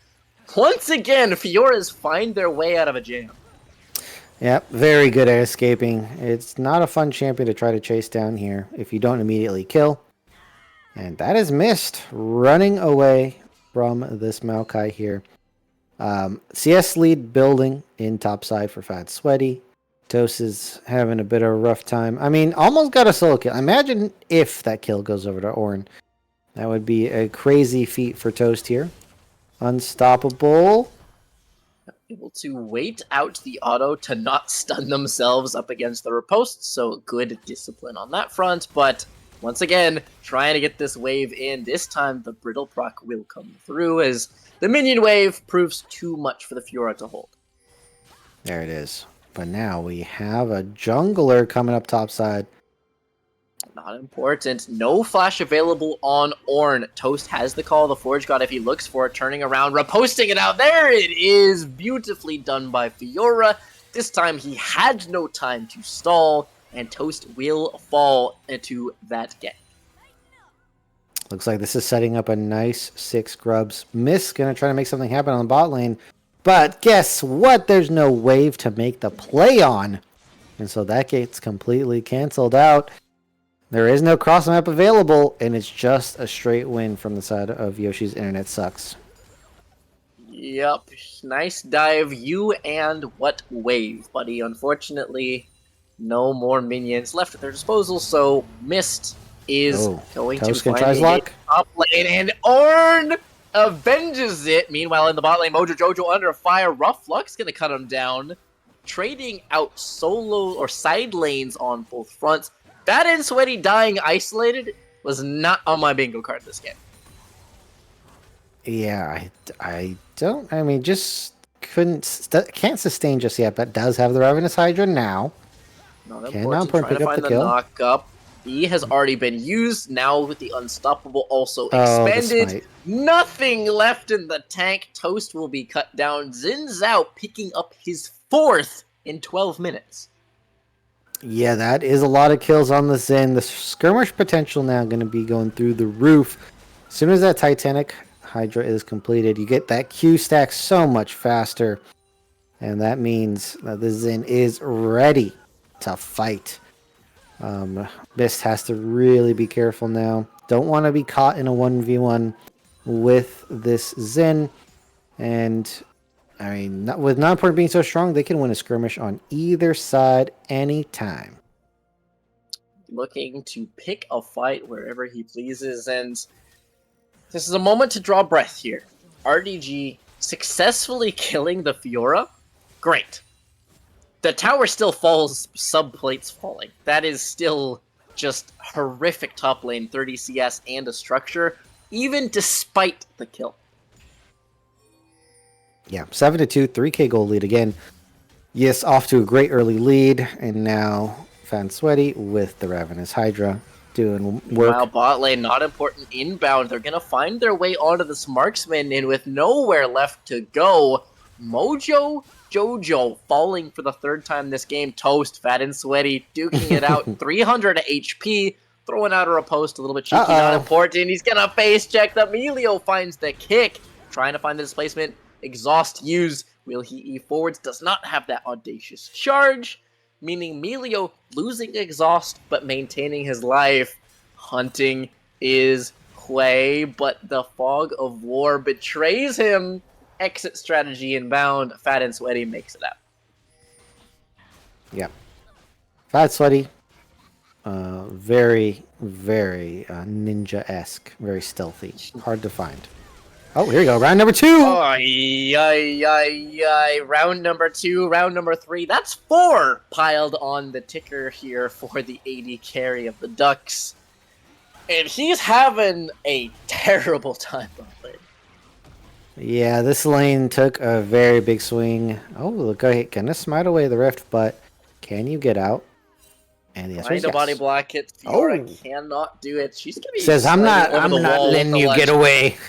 Yeah, no, not ready to give it up quite yet, but is forced to abandon the pursuit as the base is reached, and missed grabbing up that Eye of the Herald. Yeah. I mean, Vi does have great mobility there, so is able to make the escape. But, As soon as I mean, this is probably one of the best leads Yoshi's had all series long, and it's in the final game, and their comp is absolutely deadly. And they can win team fights again and again. And they can't win on the side lanes either because of Fat and Sweaty's Fiora right now. Nate Striker can match again and just hold waves at the turret, but is that what they want to do on the side of RDG? Yep, it's worth taking inventory, as we're not going to be allowed to do that, throwing out the Malcolm. Oh, wait, rough luck. Trying to finish the tower. Meanwhile, the Fiora inbound miss is going to be chunked down to 2/3. The riposte not finding its way onto any crucial targets. Spell not blocked, and so far we have, taking stock of this, taking inventory. Winning side lane, 5k gold lead, arguably better team fights at this point in the time.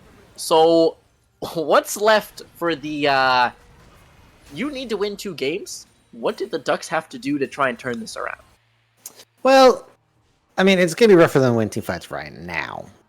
But they could have won it if they got Ornn into there and they were way closer than this. Because, again, a support tank is not going to match a laner.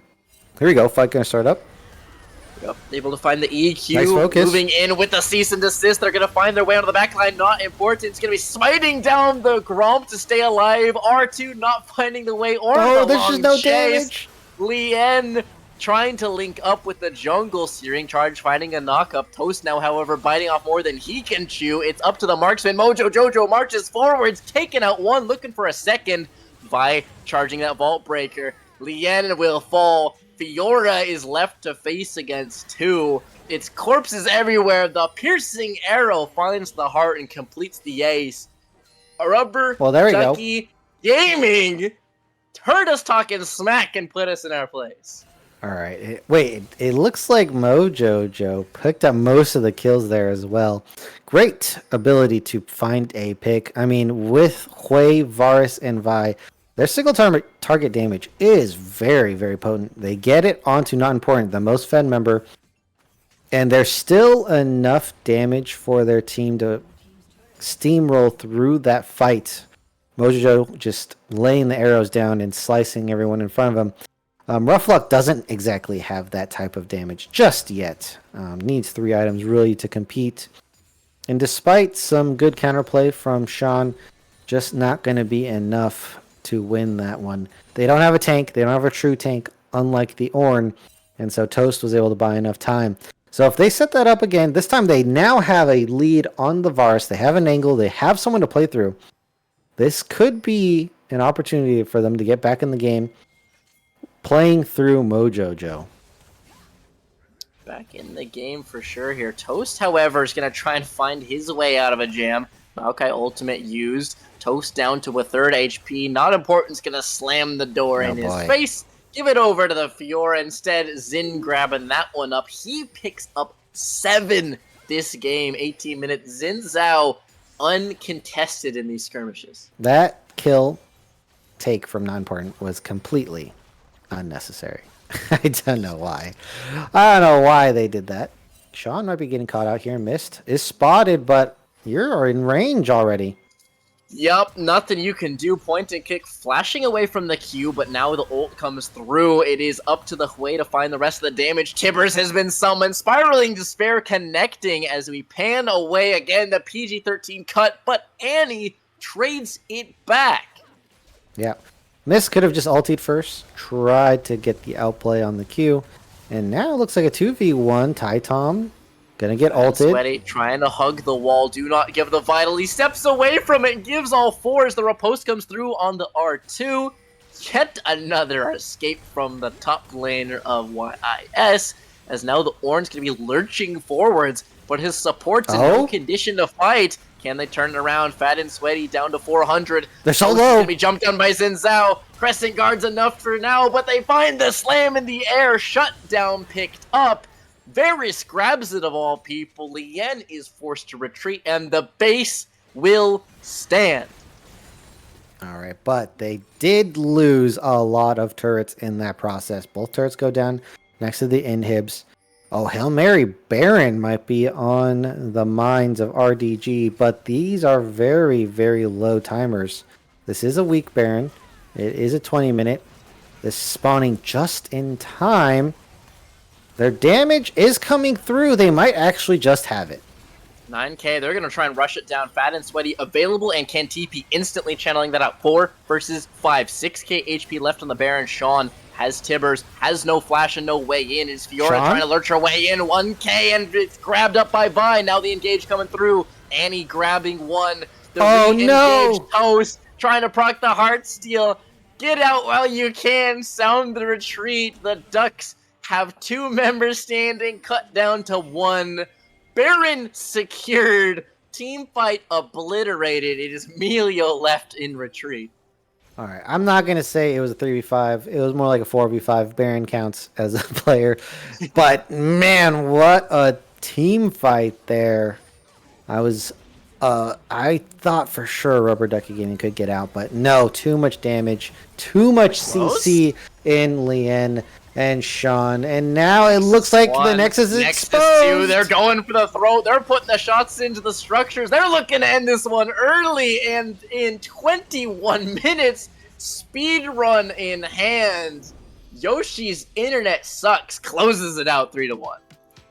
Yeah, my 3-1 prediction is correct. Now, who got the 3-1 was incorrect. I gave it to Rubber Ducky, but it was actually Yes in the end. I did say it's either team would get 3-1, and it is going to be on Yoshi's internet sucks. And on the last game, I mean, really showing how quickly they can win, how strong their early game is. Fat and Sweaty with 30k damage in a 21-minute game is absolutely insane. That is a crazy stat line that I am looking at here. Of course, was given a great matchup.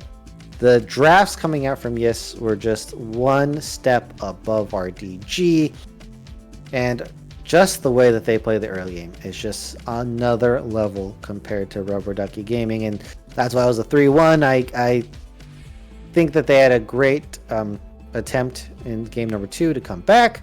They needed to keep that momentum, but YES shut that down, and they kept it steamrolling. And this game, I mean, it's quite late in the day, and it looked like there just wasn't enough energy to fight back for Rubber Ducky Gaming. Yeah, once it starts to slide, anyone who's competed, you feel that momentum come away with you. You equalize 1-1 apiece, give up game 3, and there's just no comeback to be mounted. Fiora, we were talking about how abysmal it was for Ornn from the word go. He didn't even make it to the minute mark, and his lane was just cooked. Yeah, the flash down, the Fiora trade, it was very difficult. Did build the bombies and almost had the solo kill comeback of the century. Just couldn't make it happen. Meanwhile, bot side, the ganks from Not Important, kind of stealing a lot of the kills, let's be honest. Shouldn't have been picking up all those kills, but did use it effectively to duel into Mist and was able to get 6 grubs. They were able to get double dragons and so much control over the map. Their early presence really is what is this team. Absolutely. And it's even something that you called out from the very beginning. It's more reliable to play your game. If you can consistently get these early game leads, you play from a position of authority, right? You own the Rift, at least for that period of time. You play your game, you play your style, and 21 minutes, you're rocking a turret-taking monster. You're rocking 2 Void Mites with every member. You're rocking a team fight win. The game just ends, right? You go for a Desperation Baron. You technically got it, and then your series ended, right? It was Desperation. Tails came up on the coin flip, and unfortunately, that's just about going to do it for us. Yeah. I mean, lovely series. Yoshi's Internet Sucks looking pretty scary. And it's going to be up to other teams who to find an angle in draft in the game to defeat them. Looking like they are definitely a solid team in the playoffs. There's a lot of teams here, though. We have to remind you, we have quite a few teams in the playoffs. I'm not going to spoil anything just yet. There's only one game that hasn't finished. That's going to be a 5-game banger. But if we will announce the winners coming up soon, obviously. And these playoffs are looking to be pretty interesting, especially going into next week. Absolutely. You're looking to... This were 2 third seeds, if I'm not mistaken, right? Out of Rubber Ducky and Internet Sucks. So Yeah. trying to wiggle your way up and down, make some last-minute runs. It's, if anything, to be judged by this series, there's content to be had yet. Yes, there's going to be content. A lot of us here going to be interested in doing content, especially for the playoffs. We had the All-Pro series, so we're going to see how they perform. And Sandbag, we're not going to delay it any longer. It's getting late. It's almost the 9 o'clock mark for me on the West Coast here. I think it's time to close it out. Oh, Sandbag can't hear us.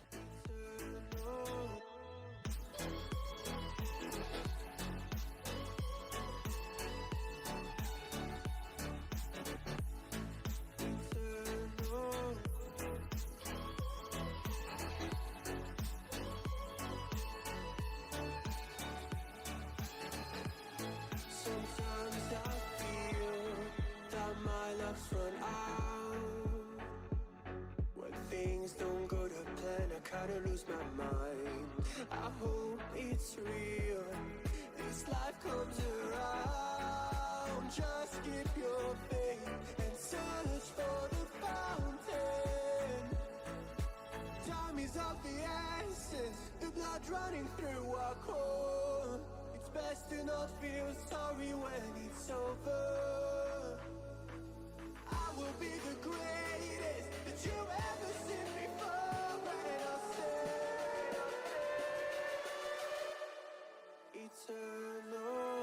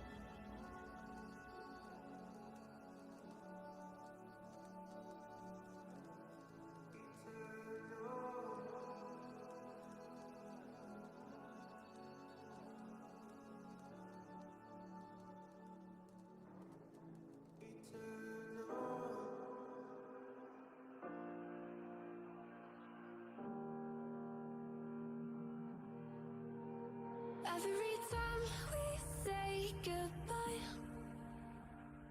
they all see that it's a lie. 'Cause we always give it one last try. Yeah, you've watched me break 1,000 times. Now I'm all alone, 'cause you never show. You say you will, but then you don't. That's how it goes. Don't wanna know. I'm turning off my mind so I get by. I just wanna be happy, happy tonight.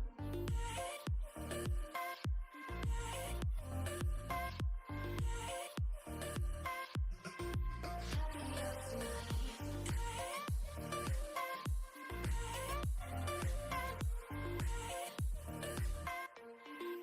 Happier tonight. Can't be waiting for you in the morning. I'ma leave without giving a warning. I'ma leave without giving